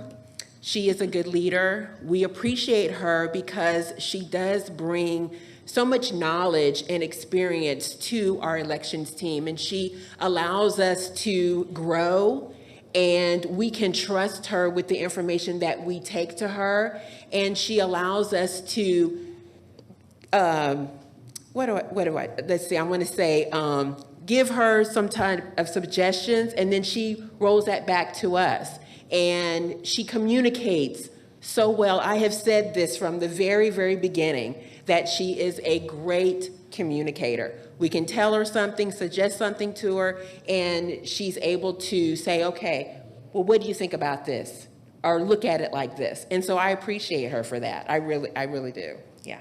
So anyway, okay, so what we're working on, and we are working hard. We are working hard. So right now, from the election that we just finished, the runoff, for the next month or so, we will be working on our after-election ballot recount and audit paperwork. We actually did complete this already on Friday, July the 18th, in preparation for the RLA. And so when we have been recounting our ballots for probably the last 8 years. And why do we do this? We do this so that we will make sure that we have all of the ballots that are accounted for. The ballots have gone through the scanner, but we want to make sure that by the time we get them to the office on election night, that if we have to have a mandatory RLA, we have all of the ballots accounted for by the time we have to have the RLA. And I would say that over the last, 5 years, we've not had any problems with our poll workers tired. They're not making sure that all of the ballots are in the bags, because I can remember a time when we've had to have our prep team to go and get a ballot. That's just being honest, but we always have all the ballots. We have them all. But so then our audit paperwork is, we have a team that comes in that will audit the ballot recount, the touch screens, and the scanner recap, just to make sure that our poll workers have done what they have been taught to do. And for the most part, we have excellent paperwork that comes back. And if the paperwork isn't, quite right, I always make a call to the manager and or area supervisor. So very proud, of our team. Shout out to our poll workers, our facilitators, day workers, all of them, because we could not do these and conduct these elections without them. So I appreciate each and every one of them. We are working on our after election action team meetings. I've already had meetings with our full-time staff. I like to stagger them, hear from our full-time staff, and then hear from part-time, and then we come together and we just discuss what was good and what wasn't so good. But this particular, for the last few elections, everything has been, pretty good. Let's see. So we're preparing for the elections evidence that I believe has to go out next Wednesday. We will have a post-election area supervisor meeting on Thursday, July the 31st. We are discussing some transition with our area supervisors, and so we just want to just chat with them about that. We're very optimistic of the transition that we're going to be making. And then last, we will preparing to conduct qualifying August the 18th through the 20th. There are 6 cities, Ackworth, Austell, Kennesaw, and then we also have Mableton, Marietta, and Powder Springs. And so I will be sending out 1 lead from the main office, and then we'll have 2 assistants, and this will come from facilitators, trainers. It'll also encompass some of our AIP and ABM workers that will come out and assist, and then we will have assistance from our registration team. We'll send out 1 registrar so that when we're doing qualifying, our registrar is there. They're able to check over the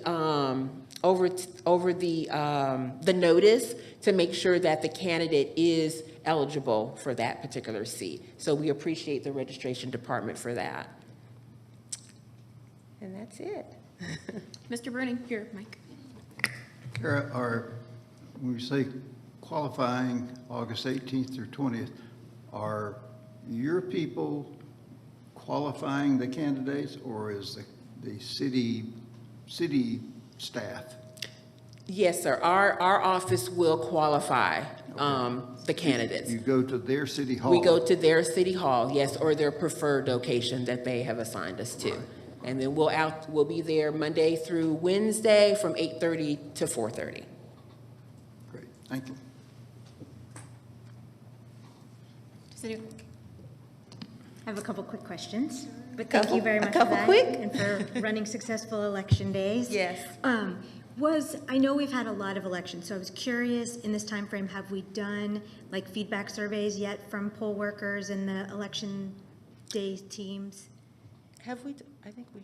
I believe we send out a survey in the post-election email. Yes, I'd have to, that Tammy normally compiles those Okay. results, so I'd have to ask her when she gets back from sick leave if we've been including those in the post-election emails. But it normally goes out, we send a thank you email to all the Right. poll workers, and we normally include that survey there. And do we know if on that survey there was any specific questions about experience with the co-locations? I don't believe we tailored any questions to that, but that's definitely something that we can do now that we've had an additional location added. Before we send out the next thank you, we can be sure to include that. Great, I'd be really interested in that from both an area supervisor perspective and a poll manager perspective. I did visit some of those co-locations as well, and I felt like by the second time around, people were a little bit smoother with the paperwork, but I would just be curious what their feedback is and maybe how you might interpret that, and with prep, how we might make some changes to make that a little bit easier. I know on the prep side, we're changed up process a few times with that, but if we can get that into the survey, I think that would be good information to have. Sure, and I would like to just speak on that. As far as the co-locations and the managers and the poll workers, it seemed that, it appeared that everyone was okay with it. Once we were able to explain the transition of what was going on, we were able to, like we had a manager that was at one location, but then they're co-locating. We were able to provide that manager with another opportunity to do something else, and that was either be a technician for the day. And so that if they didn't want to be a clerk, they could go out and be a technician for the day because they had the experience that we needed to be able to go out to the polling locations. So there was a lot of positive feedback regarding the co-locations, and so we were happy about that. You know, When I actually voted at one of the sites on purpose, my site, and it was a great experience. I felt like it was clearly marked, the scanners were marked, their training was good in terms of, I think 6 people probably asked me, what's at the top of your ballot? But I was curious in terms of, I know we usually do a feedback, if there was anything specific. Sometimes people don't want to tell you exactly to your face, so I thought sometimes our surveys might be able to get some good information just in terms of if there were places to improve or what we did right with those. As we move into busier elections, I imagine we'll have to make some tweaks to what that looks like. Definitely. But that was one of my, thoughts, was that whether or not that was included in the survey and if the surveys had happened, because I know we had so many elections. Sure. But Yeah, just I'll get with Tammy when she's back from. Great. And then my other question was, I know at some point we had talked about moving to direct deposit from paychecks. Yeah, It's not a sore so spot, so I just want to know if that. there's a lot of discussion around that Okay. with the payroll department.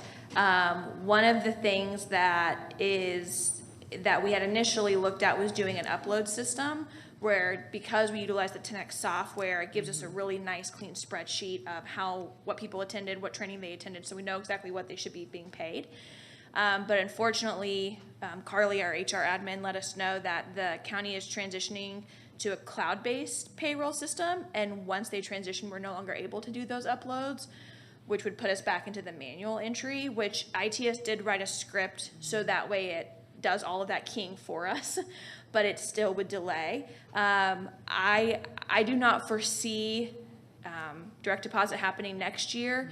We continue to discuss it with payroll. We know it would be a big lift on our end to gather all of that paperwork and enter all of that information into the payroll system, but it's something that we know we have the team with the skills to be able to accurately do something like that, but still trying to work through the buy-in from payroll, because it is a big lift.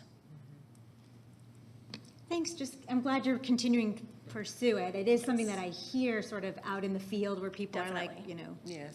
including. I will from- say, because of the improved system with the script and the upload that we currently have, we have been able to get the checks out a week, 2 weeks earlier than we ever have before.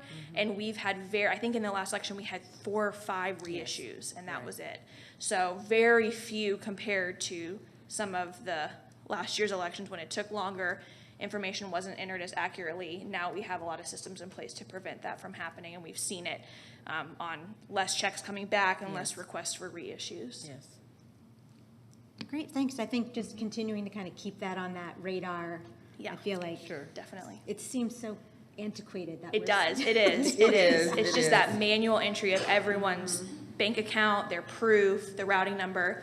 It would have to be done manually. Right, and if they so- change their bank and they don't let us know, that's another, because I just asked I mean, someone the most other day. payroll systems yeah. are self-onboarding today. Where Yeah. you log in, somebody can make their own changes. So I know we're dealing with a very robust payroll and it's changing a lot. I hope we get there. Yes. I know it's a joint heavy lift. I just wanted to sort of put it back out there. Yes, definitely. It's still, we just met with our new ITS liaison 2 weeks ago, and that was something that we discussed still. And so that's when she let us know about the new payroll system, but definitely still a priority for us. I don't think we would be able to get the buy-in in a year as big as next year with the numbers we'll have, but maybe if the next odd year is a little less special election heavy, we would have the time and the lower threshold of how many employees we're hiring to be able to start and then build on that for the next year. But definitely is still a priority of our team. Yes. Great, good to hear. Thank you, guys. Anyone else have questions for Kara? Thank you, Kara. Okay, thank Thanks, you. Kara. Next up, we have our Registration Division Manager, Melissa Miller.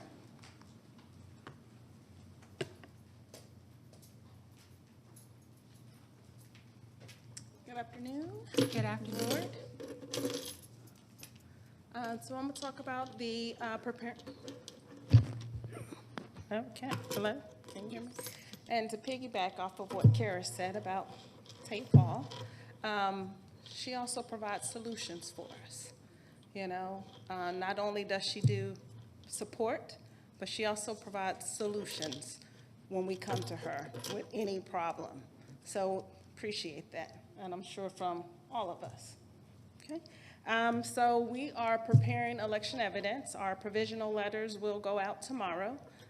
Voters can also find that information on my voter page. We did our AAR last week, our after action review last week. I must say that I have a very good team.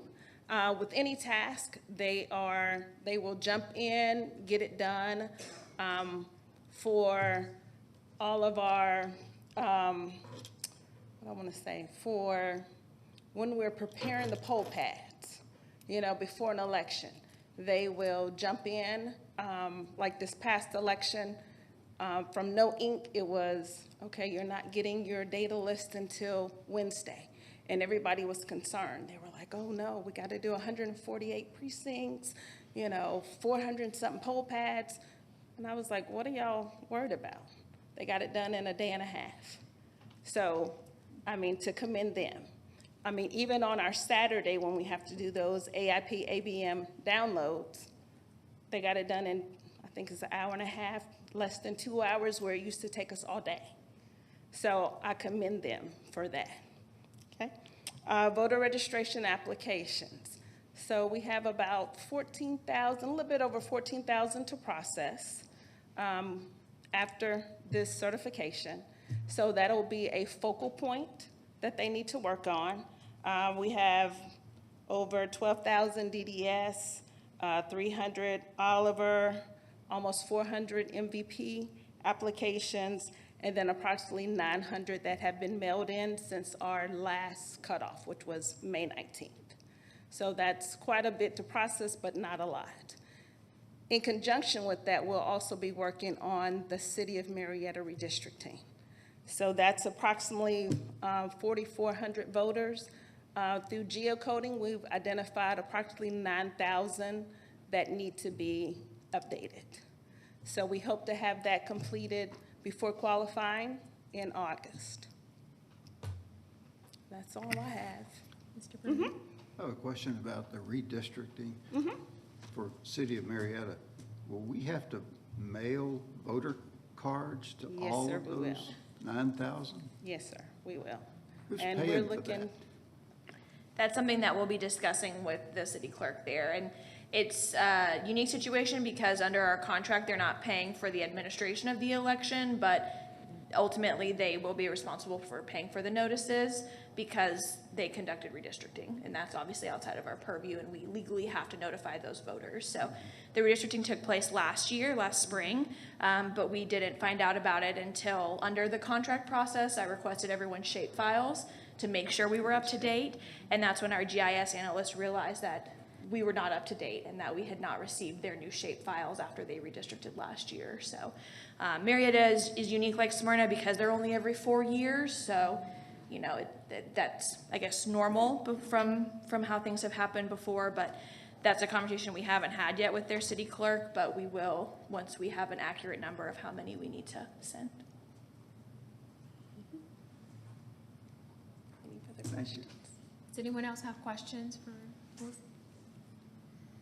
I do have one question. On the DDS applications that come through, can you just walk me through the process that you make when you're entering what are perceived as new registrations?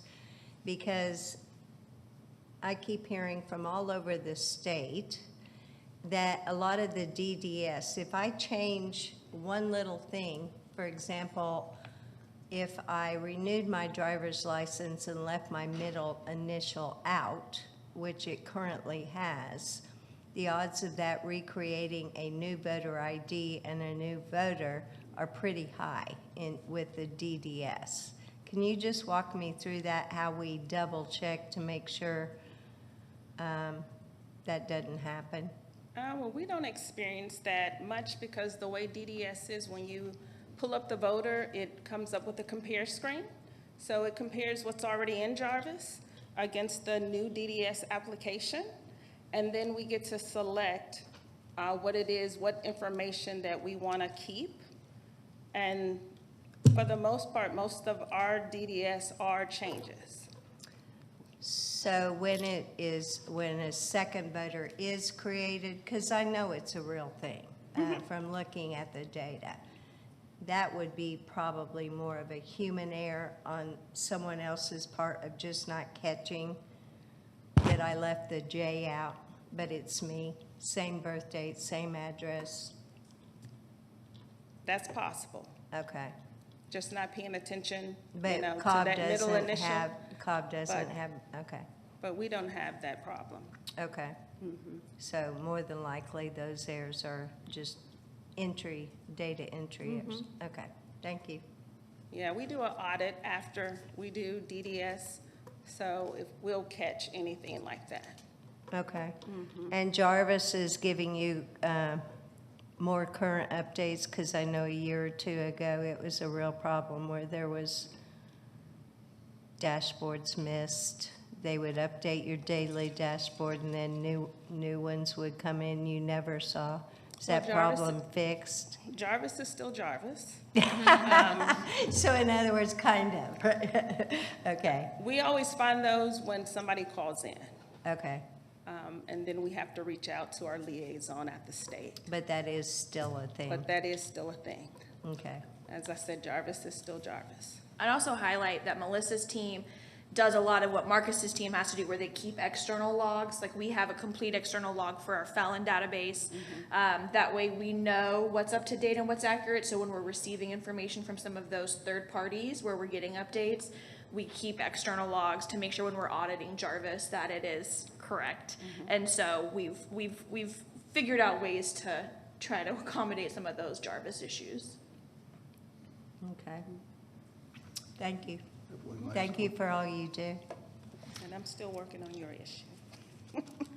Oh, thank you. What issue is that? Oh, it's very minor. My 18-year-old son voted for the first time, and there was a little discrepancy on his address when we showed up to vote, but it's really minor compared to other things. But thank you for working on it. Yes, ma'am. A question. There've been a number of articles about the voter list purge or reduction. How does that get to us, and what is our role in implementing it, or is it all done by the Secretary of State? Most of it is done by the state. They will send us the file saying these people, these voters will be purged in 40 days.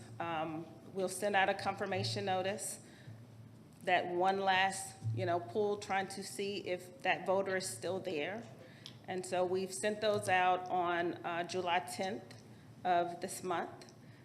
So far, we've only gotten back not many. Yeah, so far we've gotten less than 200 back as far as returned out of the 37,000 that was sent out. So, That's 400 who replied that I'm here? returned mail. No one's replied. Returned by the post office? Yes, No okay. one's replied out of that 37,000. So Great. leads me to believe that most of them are legit because they have been inactive, for those 2 general elections. They will be purged. I checked the calendar, 31 days to go, and then they will be purged. But we are continuing to look at that list, even now, to verify the information to make sure they're supposed to be on there. Haven't identified anybody as of yet that shouldn't be on there, but we are continuing to check that. Thank you. Melissa, to that point, if you do, or if your team does identify someone that should not be on there, what then would be the process that you all will take? We would put in a brief or a request with our liaison with the Secretary of State to check into it. Okay. To make sure that what we're seeing is correct. Okay, but we would have already sent those notices as of July the 10th, so then internally and in our communication with the SOS, that's the process you just, or the steps you just described, that handles it from that perspective. But what about communication, alternative communication to the voter, or would it be you'd be waiting to communicate with the liaison before reaching out to the voter? Yes, we would communicate with the liaison. And have you all agreed to some time frame within which the matter would be resolved, in light of the fact that within that 31, you've got, that time frame is clicking down. So we would want to resolve it within today, let's say 31 days, tomorrow 30, and so forth, the process around that. I would reach out to Director Fall. Okay. To ensure that we're doing the proper thing before any action is taken on that voter, because we don't want to cancel that voter when we think they should still be registered. Okay. And I will add, we have a very responsive liaison, and he's great, and he came from a county, so he has a lot of great perspective.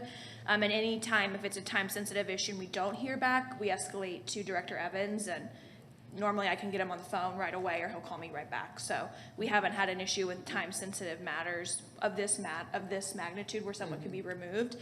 Like Melissa said, they haven't found any issues yet. They were really diligent before the mailing went out, where they checked the last contact date, because another county flagged that although they were inactive, that some of the last contact dates were within the last 2 general cycles. So they were checking with their liaison to make sure that was either an error or what was the issue there before they kept them on the list. And so we did that work beforehand, and now it's just a matter of continuing to monitor that data as we get return mail or whatever it comes back.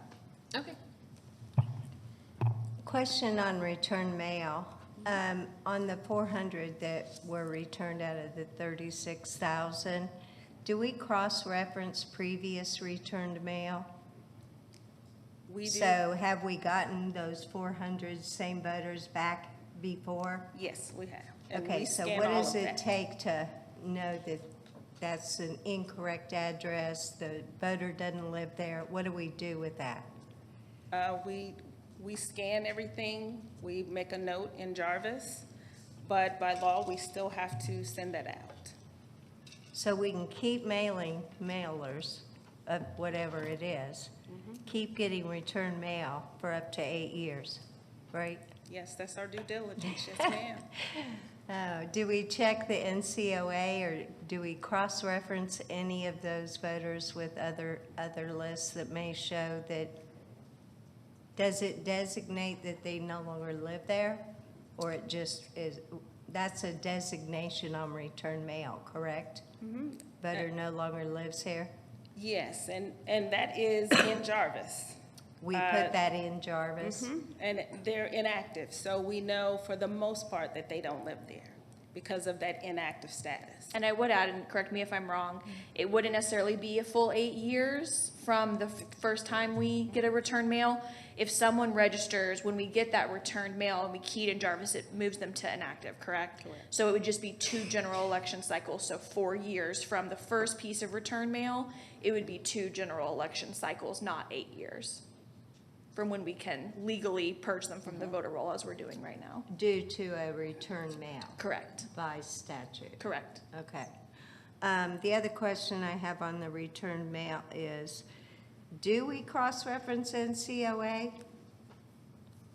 The state gives us the NCOA list, so that's one of the other mailings that we're doing this summer. So when we look at the list of the purged voters, there were multiple different reasons, one of them being NCOA. So there's lots of different sources. I'm talking on the return mail. Do we check the NCOA database to see? Oh, no, we don't. We No. don't? No, Okay. we just key it in Jarvis, and then if they show up on the NCOA list as well, that the Secretary of State procures, then that would be added in Jarvis as another line as well.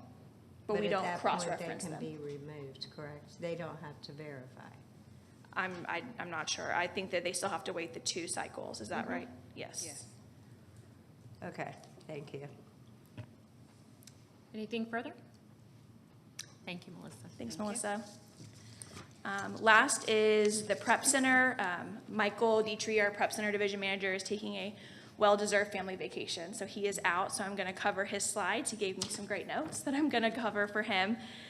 So for the site survey team, they really are focusing on streamlining workflows and adopting more efficient assessment methods. They've gone through a lot of growth and change over the last year.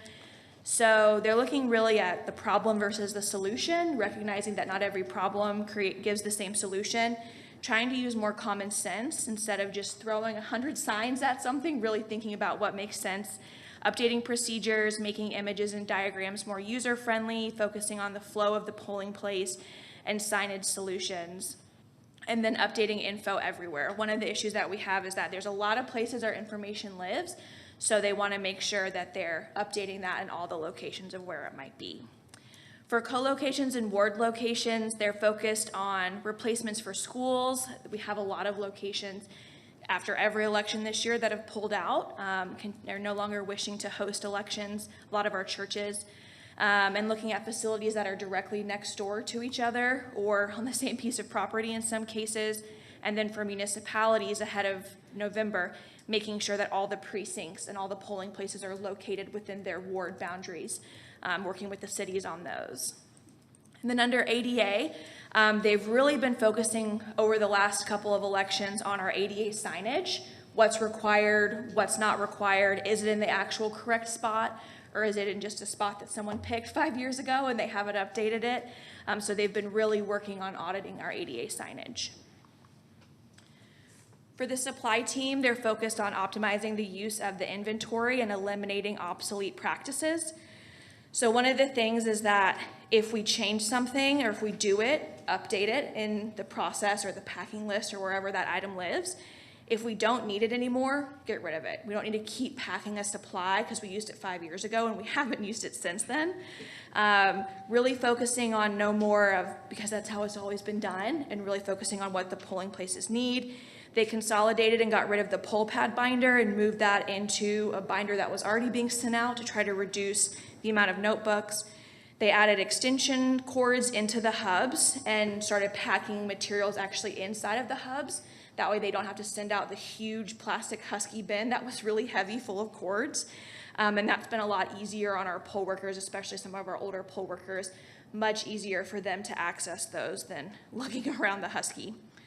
And then additionally, they're working closely with both equipment and site survey to have a better accuracy with what's actually necessary, what the poll workers need, and then making sure that that's an effortless process for the voter, a clear understanding of specific supplies and why they exist, and creating more solutions to problems instead of just the same thing over and over again. One lesson that we learned in the June election was to create an AWOL bag. So we had a poll manager who slept in unintentionally, and the poll manager has a lot of the critical supplies with them that they bring to the polling place in the morning. So the elections team and the prep team got together to develop a go bag that someone could pick up and take to that precinct. They worked with registration to figure out what's the quickest way we can program additional poll pads. That way we can take that out to the precinct. And we had that ready to go for the runoff, but luckily no one slept in, so we were good to go. And then for the equipment team, using available technology to improve procedures, cut labor demands, and better manage the inventory. So we'll finally be using Integra, which is an inventory management system that we have for the November election. They had to build it from scratch, and this is what has associated all the barcodes to our equipment and the barcodes to the seal packets. And so the system will help track where the equipment is located, where it's been assigned, and who was the last precinct to use it. And it also facilitates many of the tasks during LNA, like assigning equipment, reporting, and equipment data sheets. So their next meeting with Integra on the next steps of implementation is Wednesday, July 23rd.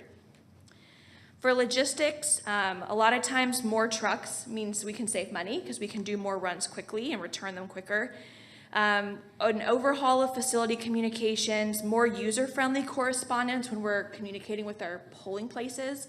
A lot of times they hear from so many different people that it is a little overwhelming. They're hearing from delivery team, setup team, poll manager, area supervisor. So really trying to consolidate that and making sure that they're having a positive interaction with their office.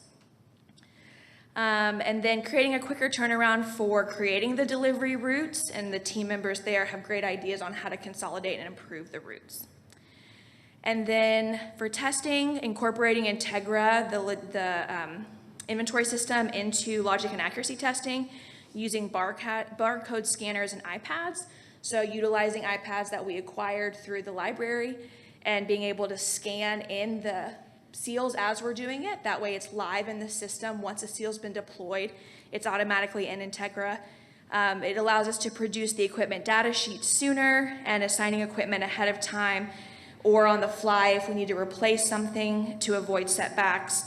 And then improvement on the little things like quality control, team dynamics, remembering the point of testing and what the end goal is. And their constant goal is to methodically standardize logic and accuracy to a smaller testing team to be able to complete countywide quantities in just a couple of weeks. So as upcoming projects that they have is what we call the Great Reset, resetting all the equipment that came back, supply bags, signage, the actual equipment, working on evidence, which is an ongoing task at all times, fully getting out of K-Prep. What we still have in K-Prep is a lot of our evidence, so working on the evidence that can be destroyed and then holding the 2020 evidence that's still under an order. And so getting rid of all the stuff out of the old facility there. We're also working with the sustainability department on the recycling and destruction of our old ballot paper. So as the board's aware, we had to transition to watermarked ballot paper last year after we had purchased a large quantity of non-watermarked ballot paper. So we would have enough for November that we then couldn't use. So we're working with sustainability to make sure that that's recycled and destroyed in an environmentally friendly way. Michael also wanted to shout out his team. You can see their names here for the supply team, site survey, and equipment. As I mentioned earlier, they've been working extremely hard. All the teams work hard. Prep Center especially, they're out there delivering equipment in the heat without air conditioning and in and out of the trucks. And it's a really physical job, and they've done a really great job working with the other departments to improve all the processes and make it as efficient as possible. And that's his last slide. All right, thank you. Thank you for that update, Mr. Bruni. One question on the ADA and the agreement that we signed with DOJ. Have we, I guess first question is, have we done our training with the consultant, I think from Alabama?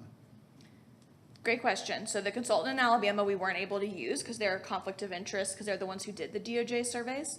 So we sought a different vendor that just worked with the County of St. Louis on their ADA compliance. And it's taken 4 or 5 months to get the contract through the county attorney's office. We're in our second run of revisions, so we're still working through that with the vendor. So we don't have a finalized contract with them, so we don't have training scheduled. So we're working on possibly extending the deadline with the Department of Justice. They haven't reached out and been in contact with us. But it is something that we'll look at once we have that training, as soon as we get that contract signed by the county attorney's office, that we'll be able to bring them in and start training right away. And the vendor is well prepared to come in quickly. Okay. Well, that's, my second question is DOJ on our back to get this done? I have not heard a pin drop from the DOJ. I'm not sure there's anybody left over there to enforce this area, but that I don't want to jinx it. But I have, Tate and I have had a period, like maybe once every month or every 2 months, I'll say, okay, this is the deadline on the training. I know she'll tell me on that, and we're talking about the site we've updated the site survey. Now we're trying to figure out how to, update it for all the locations and those kind of things. But at some point, once, like, we both keyed in on this, well, once the county attorney approves the training thing, then we'll go back to DOJ and say, hey, by the way, here's the dates we laid out in the agreement. I have a feeling, given the current state of things, that the DOJ, I think they would be okay with it. But we certainly don't want to run afoul of anything we've agreed to, so we're trying to stay as on track as we can with the things we agreed to. And so the things we have been able to do by getting the county to sign off on it, or getting locations surveyed and things like that, we're doing it. And I'm trying to keep tabs on it with Ms. Ball. Okay, I just remember as we were going through all that process, that they had initially done their surveys and written the report and given it to us 2016, 2014, I can't remember, it was a long time ago. And then they just went away for 4 to 6 years. Yes. And then popped back up, and it's like, Right. aren't you guys done? Well, it had dropped off our radar screen. Right. And The agreement's keeping it on our radar screen, at least on mine anyways. I know I talk with Tate about it regularly. good. Okay. Anything further? Thank you. Okay. Next item on the agenda is board member comments.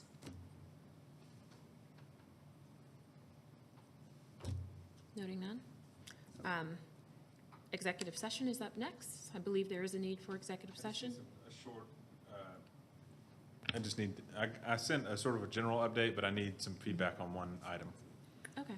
So I will entertain a motion to move into executive session for the purposes of receiving an update from counsel with respect to current litigation, as well as to discuss a personnel matter. So moved. Thank you, Mr. Bruning. Is there a second? Second. It's been moved and properly seconded to move into executive session for the purposes of discussing or receiving an update of current litigation and discussing a personnel matter. All of those in favor? The motion passes unanimously. As of 5:02, we are moving into executive session.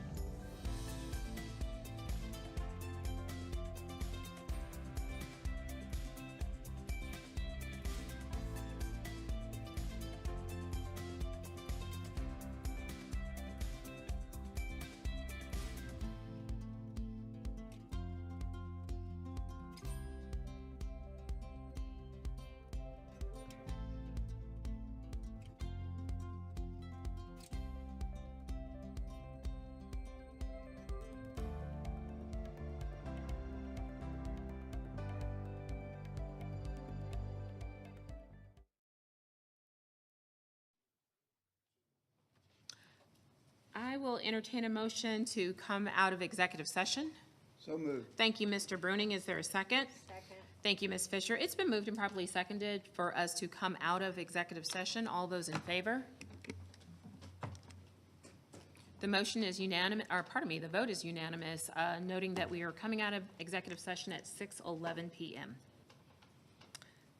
Moving on to the final item on our agenda, as amended, is a vote to elect officers. Yes, the vote to elect officers for this board.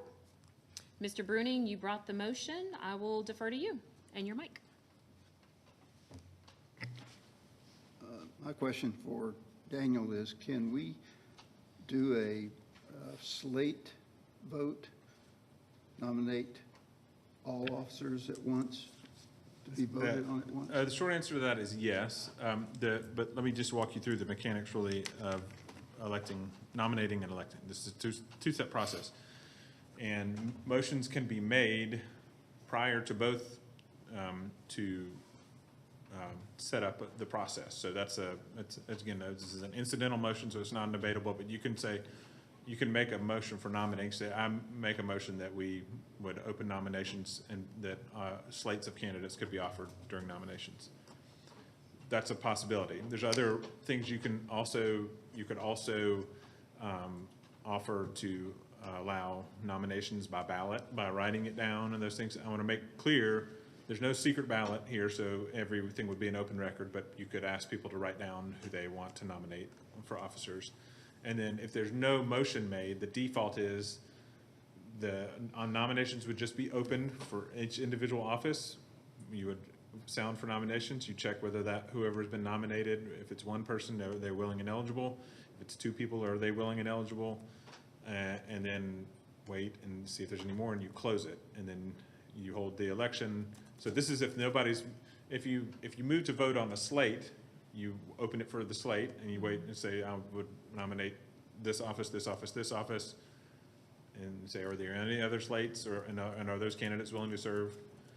And then you have a motion to close the nominations in a second, and you just vote on that, and then you would hold the election. And so if you do it individually by office or if you do it by slate, you can also make a motion on how to vote on those. And you can do, you don't have to. The default is you would just, if there's no motion on how to take the vote, then you just go through and say, do we have a motion to elect this first slate?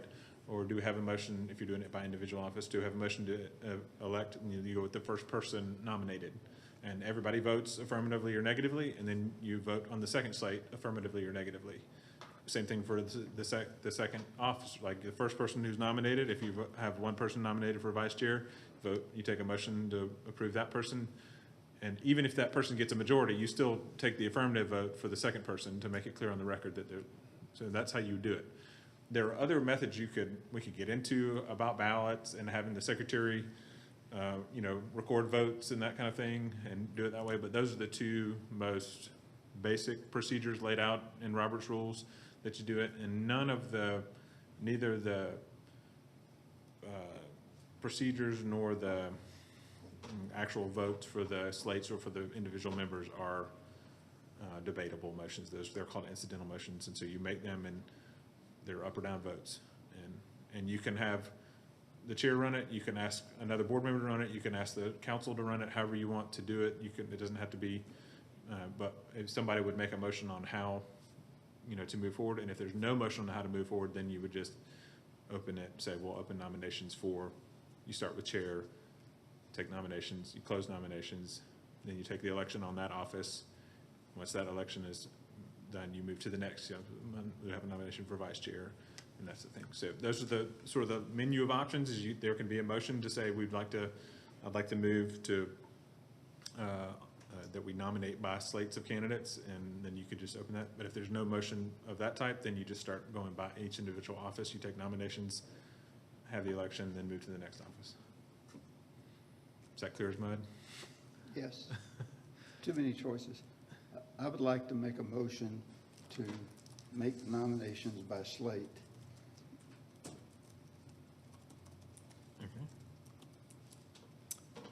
There's a motion on the floor to nominate by slate. Is there a second? I'll second that. It's been moved and properly seconded to receive nominations by slate. All of those in favor?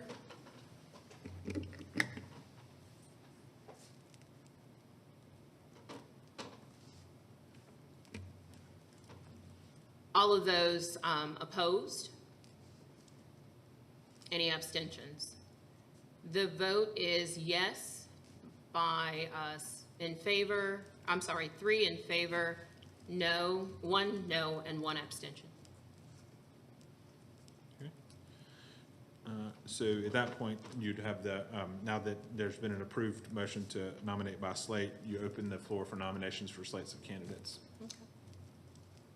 So I know that earlier you said that this does not have to be managed by the chair, so is there a concern with me asking for the nominations by slate and requesting for seconds, or is there another process that we need to undertake so that I'm not interrupting anyone?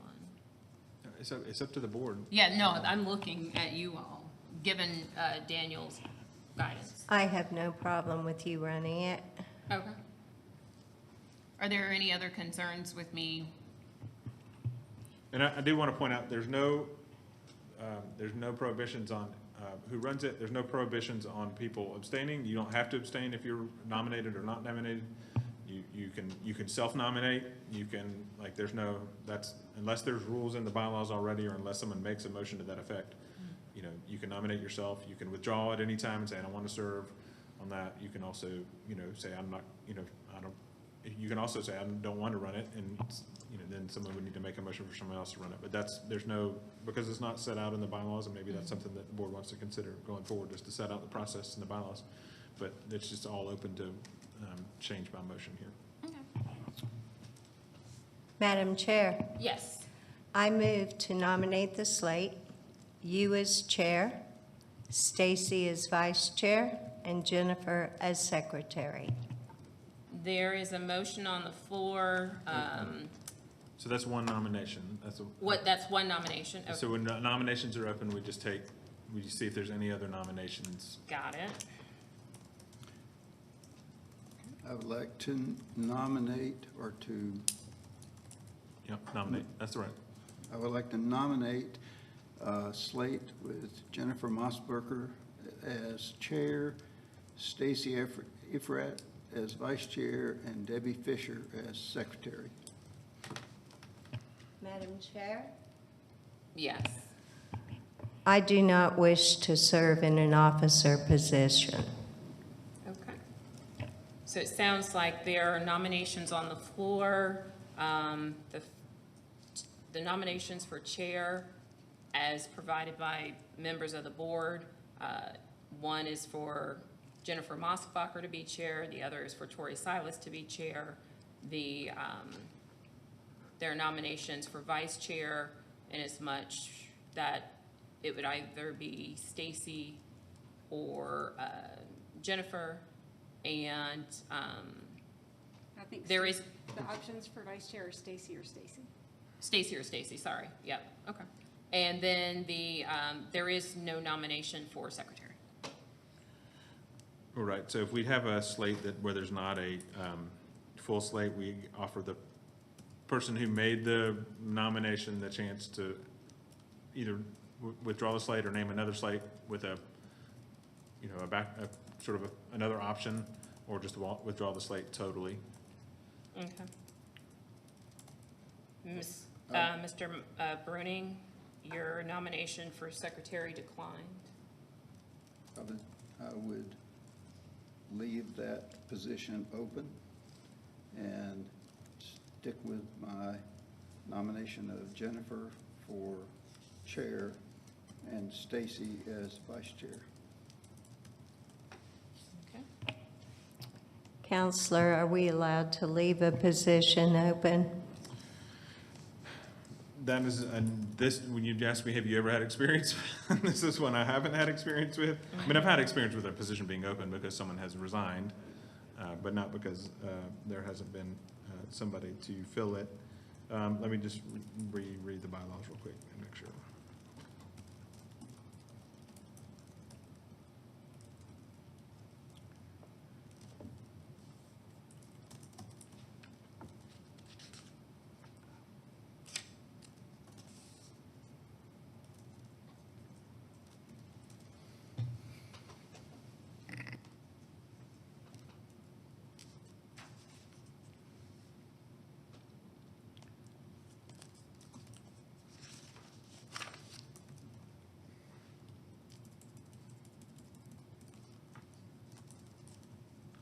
While you're looking, I would just like to make a comment.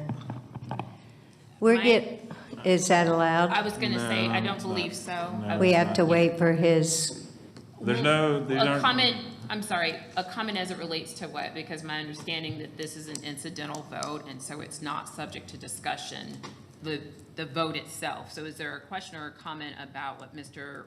White is looking up, or is it well, if about? we're going to question that, that would maybe make him have to keep on looking for additional things. No, I will wait for his answer. Yeah, I'm just trying to be certain that. I yeah, will wait we're for above board. his answer. Sure.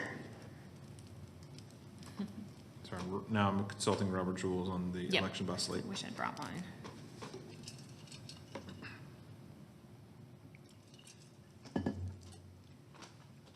Would it be simpler if we, instead of a slate, to go one by one, if that helps resolve any confusion? Yeah, well, I believe that Mr. White was looking it up. What's your guidance for us? I Mr. thought White? we already voted to go by slate. We did. We did Okay, vote to go by so slate. the question remains, Yeah. can absolutely. you have an election and leave a position open?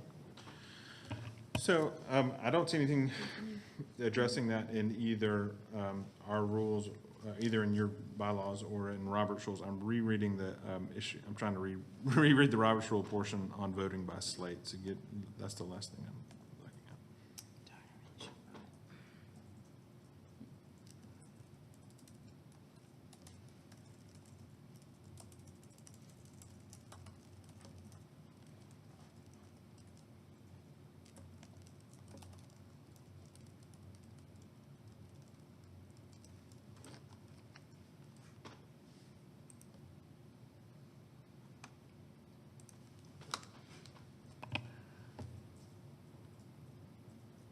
While you're looking through those rules on elections, maybe you can also look to see if it's a legitimate vote, if you have people who will not be serving on the board voting for new officers. Because I think the reason you can't find what you're looking for is because it most likely has not been a problem put forward where you have a board voting for people who are not really going to continue on the board. So I'm guessing you won't find it. I can answer that one, actually, it is allowed. I mean, the board can, the bylaws say, they're not, if it ties it specifically to the appointment of new members and said there'll be new officers elected upon the appointment of new members, then that would be a reason to say it's not legitimate. But right now, the way the rules read, the bylaws read, is it's done in July unless otherwise necessary. It doesn't expound on what makes it otherwise necessary, and maybe that detail needs to be added to the bylaws. But right now, the default is that it happens in July, no matter who, in the odd years, no matter who is constituting the board. And so it's permitted, and it's not, I mean, you wouldn't. I believe the law also cites that the appointments will be made by June 30th, so that didn't happen. If you look up this enabling legislation, I believe that is the language in there, which is why this is totally improper. Well, there's two different things. There's appointment of board members, and then there's the election of officers. And, I mean, in theory, they're two, Well, yes, but the appointments were supposed to have been made. right, but And they sometimes weren't, and they weren't. So we have people who may or may not be on the board, electing the board without giving the new appointees the opportunity to elect their own board. So that's my point. Well, I just want to clarify, just from a legal, they're not electing the board, they're electing the officers, and the new board members can request a new election. So, Semantics, I stand corrected.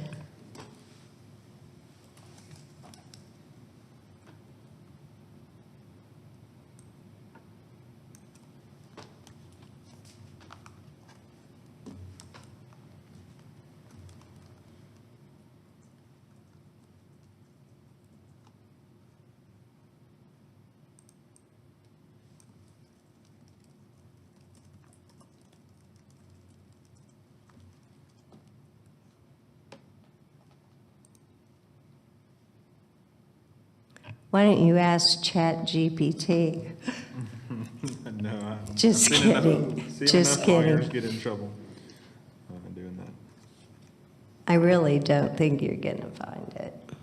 Oh, well, voting by. Would you like me to withdraw the voting- question? Voting by slate is a little bit of a specialized procedure, so I'm just rereading this one section. Give me about one more minute.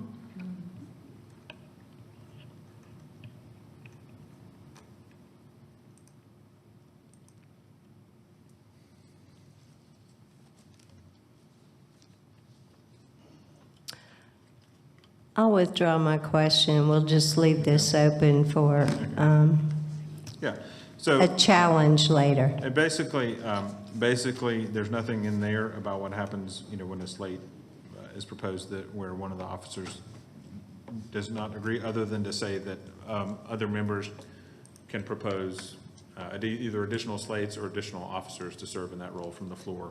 Because there is a process once you take these two slates, you ask, are there any other nominations? And so that can either be to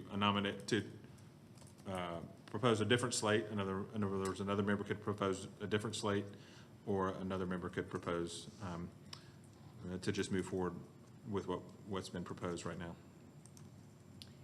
Is there an option to undo the slate decision and go back to one by one? Or now that we're in a slate vote, we're sticking with the slate vote? Wouldn't it just be a matter of entertaining a motion to vote, by office and not by slate? Right. That's what it Well, would be at this point, right now the nominations are open, and so what would need to happen is the nominations They'll would be need to be closed. And then the next motion, there's actually usually a motion then about how you vote, and what method you vote under, but you could also consider a motion at that time to change the motion of nomination back to going by individual office.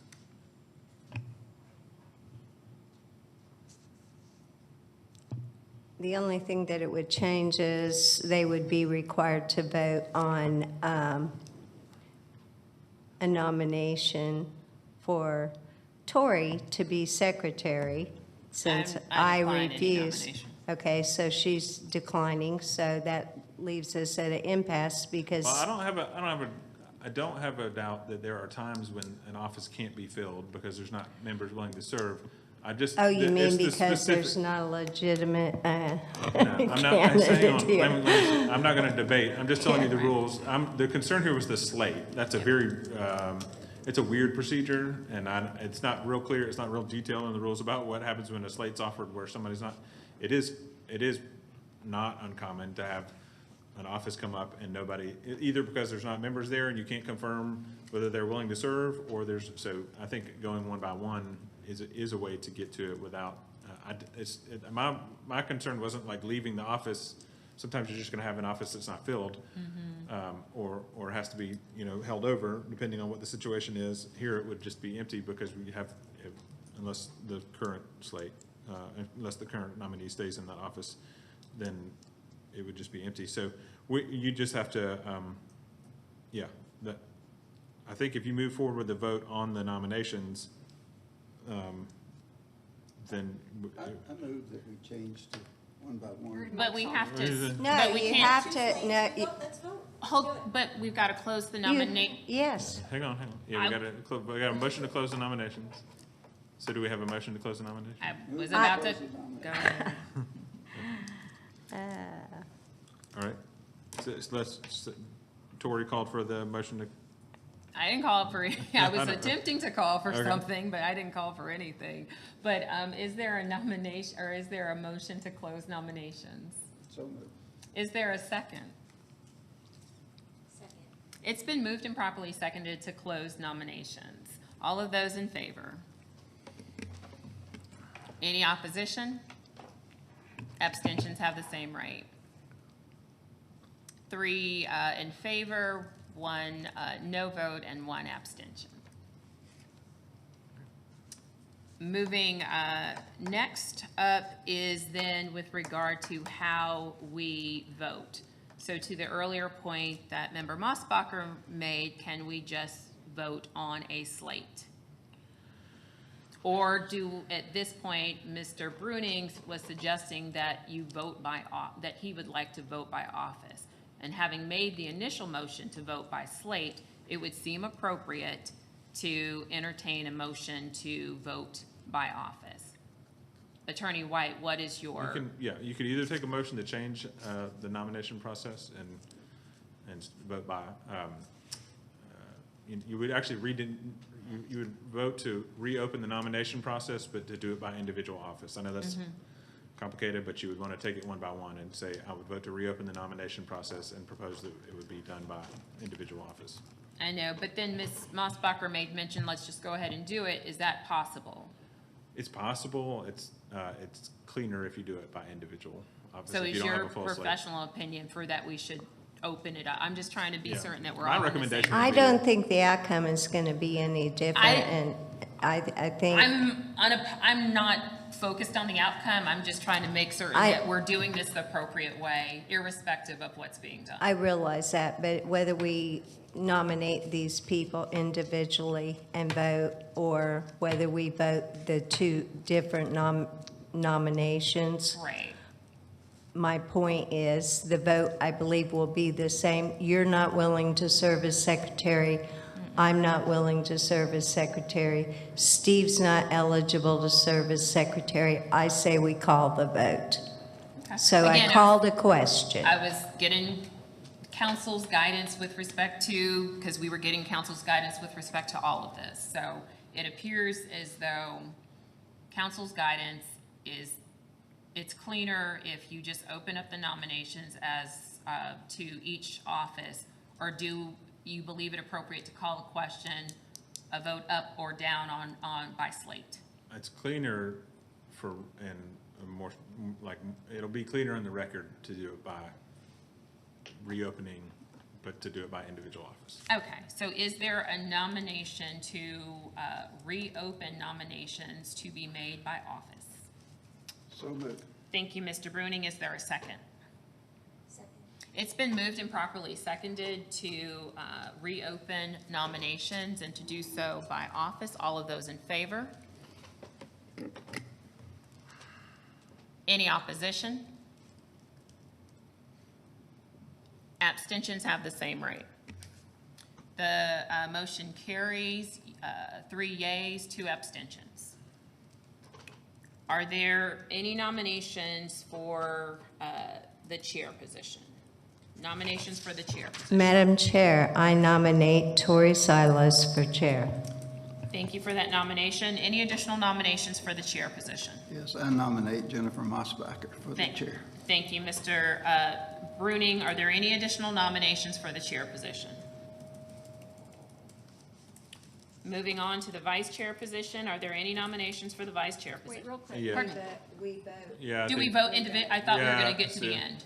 When we do it by individual office, then we'll, it's, the typical process is to close ask for a motion to close nominations on Nominations, that, and then then. have the vote on Okay, I that. thought it was close the entire nomination. I'm sorry, you were about to ask? Oh, same question. Okay, got it. So is there a motion to close nominations for the chair position? So moved. Thank you, Mr. Bruning. Is there a second? Second. It's been moved and properly seconded to close the nominations for the chair position. All those in favor? Any opposition? Any abstentions?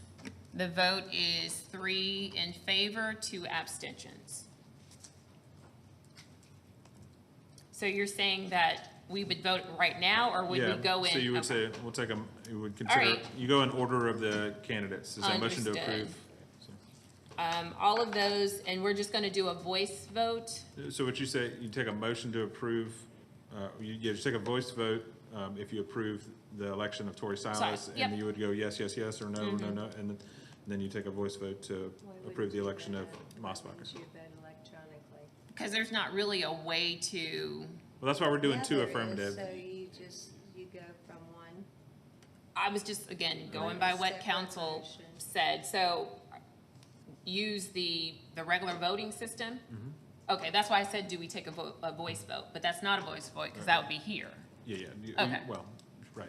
Okay, Yes. got it. So, all of those in favor of electing Tori Silas as chair? Any opposition? And any abstentions? So the vote is 3 noes, 1 yes, and 1 abstention. All of those in favor of Jen Mosbacher for chair? Any opposition? Any abstentions? The vote is, I hit the wrong one.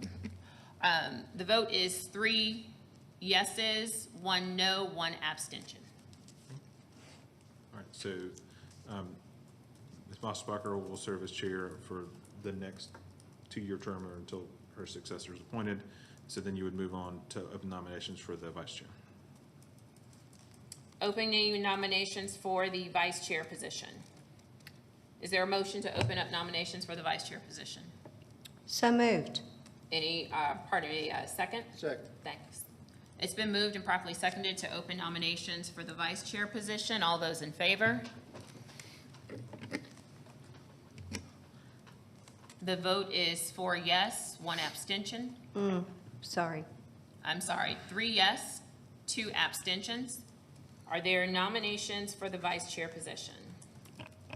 Madam Chair, Yes. I nominate Tori Silas for the vice chair. Are there any additional nominations for the vice chair position? Oh, sorry, wrong button. Yes, I nominate Stacy Everett for the vice chair. Any additional nominations for the vice chair position? Hearing none, I'll entertain a motion to close nominations for the vice chair position. So moved. Thank you, Mr. Bruning. Is there a second? Second. The motion has been moved and properly seconded. All of those in favor to close the nominations for the vice chair position? The vote is 3 yes, 2 abstentions. We'll go ahead and call the question with respect to Tori Silas. All those in favor, Tori Silas to serve as vice chair? Any opposition? Any abstentions? The vote is 3 noes, 1 yes, 1 abstention. The vote fails. Moving on to Member Efrat with respect to service as the vice chair. All of those in favor of Ms. Efrat serving as vice chair? Any opposition? Any abstentions? The vote is carries, the motion carries. It's 3 in favor, 1 no, 1 abstention. Next up is secretary. Are there any, pardon me, I will entertain a motion to open up the nominations for the secretary position. Could I ask a question? Is it? Yes. Oh, go ahead. If we are, do we vote against the motion if our intent is to leave that position open? Or do we? I would try to fill It it. would fail for want of nominations, would it not? I would try to elect somebody. Okay. Oh, Yeah, try to nominate somebody, and if you can't get a nomination, then you don't have a Okay. nomination. Are there nominations for secretary? Well, I'm sorry. Entertain a motion to open up nominations for secretary. Yes. Is there a second? Is there a second to? Second, sorry, second. Okay, second. So it's been moved and properly seconded to open up the nominations for secretary. All those in favor? Any opposition? Any abstentions? The vote is 3 yes, 2 abstentions. So are there any nominations for secretary? I nominate Tori for secretary. Tori declines the nomination. Are there any nominations for secretary?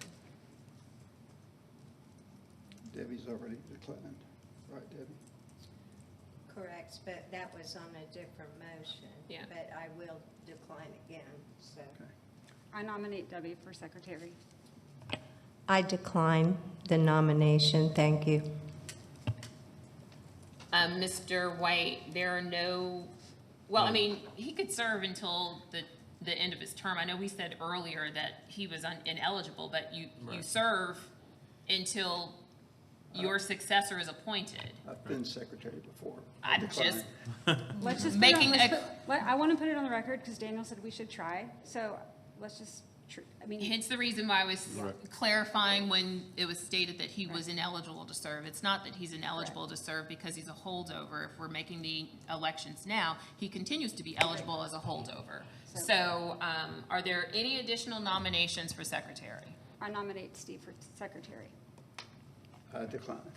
Okay, are there any nominations for, well, we're out of board members. Yes, So, the motion fails with respect to a nomination for secretary for want of candidates. And just, so yeah, we'll just have to not have a secretary until that office can be filled. I would point out, that generally, the bylaws don't cover what happens in the absence of a vacancy, but usually what would happen is the next ranking officer would sort of assume those duties. But in here with the clerk, with the vice, so that'd be the vice chair would sort of take over temporarily, sort of those, but here we're mostly working with staff to take notes. It would just be the issue of the, Signatures. the signatures and then taking notes in executive session, so. Okay. All righty. That is the final item on the agenda. Congratulations to Jennifer Mossbacher and Stacey Everett on your elections as Chair and Vice Chair of the Cobb County Board of Elections. Moving on to the next item on the agenda, it is notice of our upcoming meeting. That is Monday, our next upcoming meeting. It's Monday, August 18th at 3 p.m. right here in the VOC room. If there are no further, if there's no further activity, then the meeting is adjourned at 6:44 p.m. Thank you, everyone.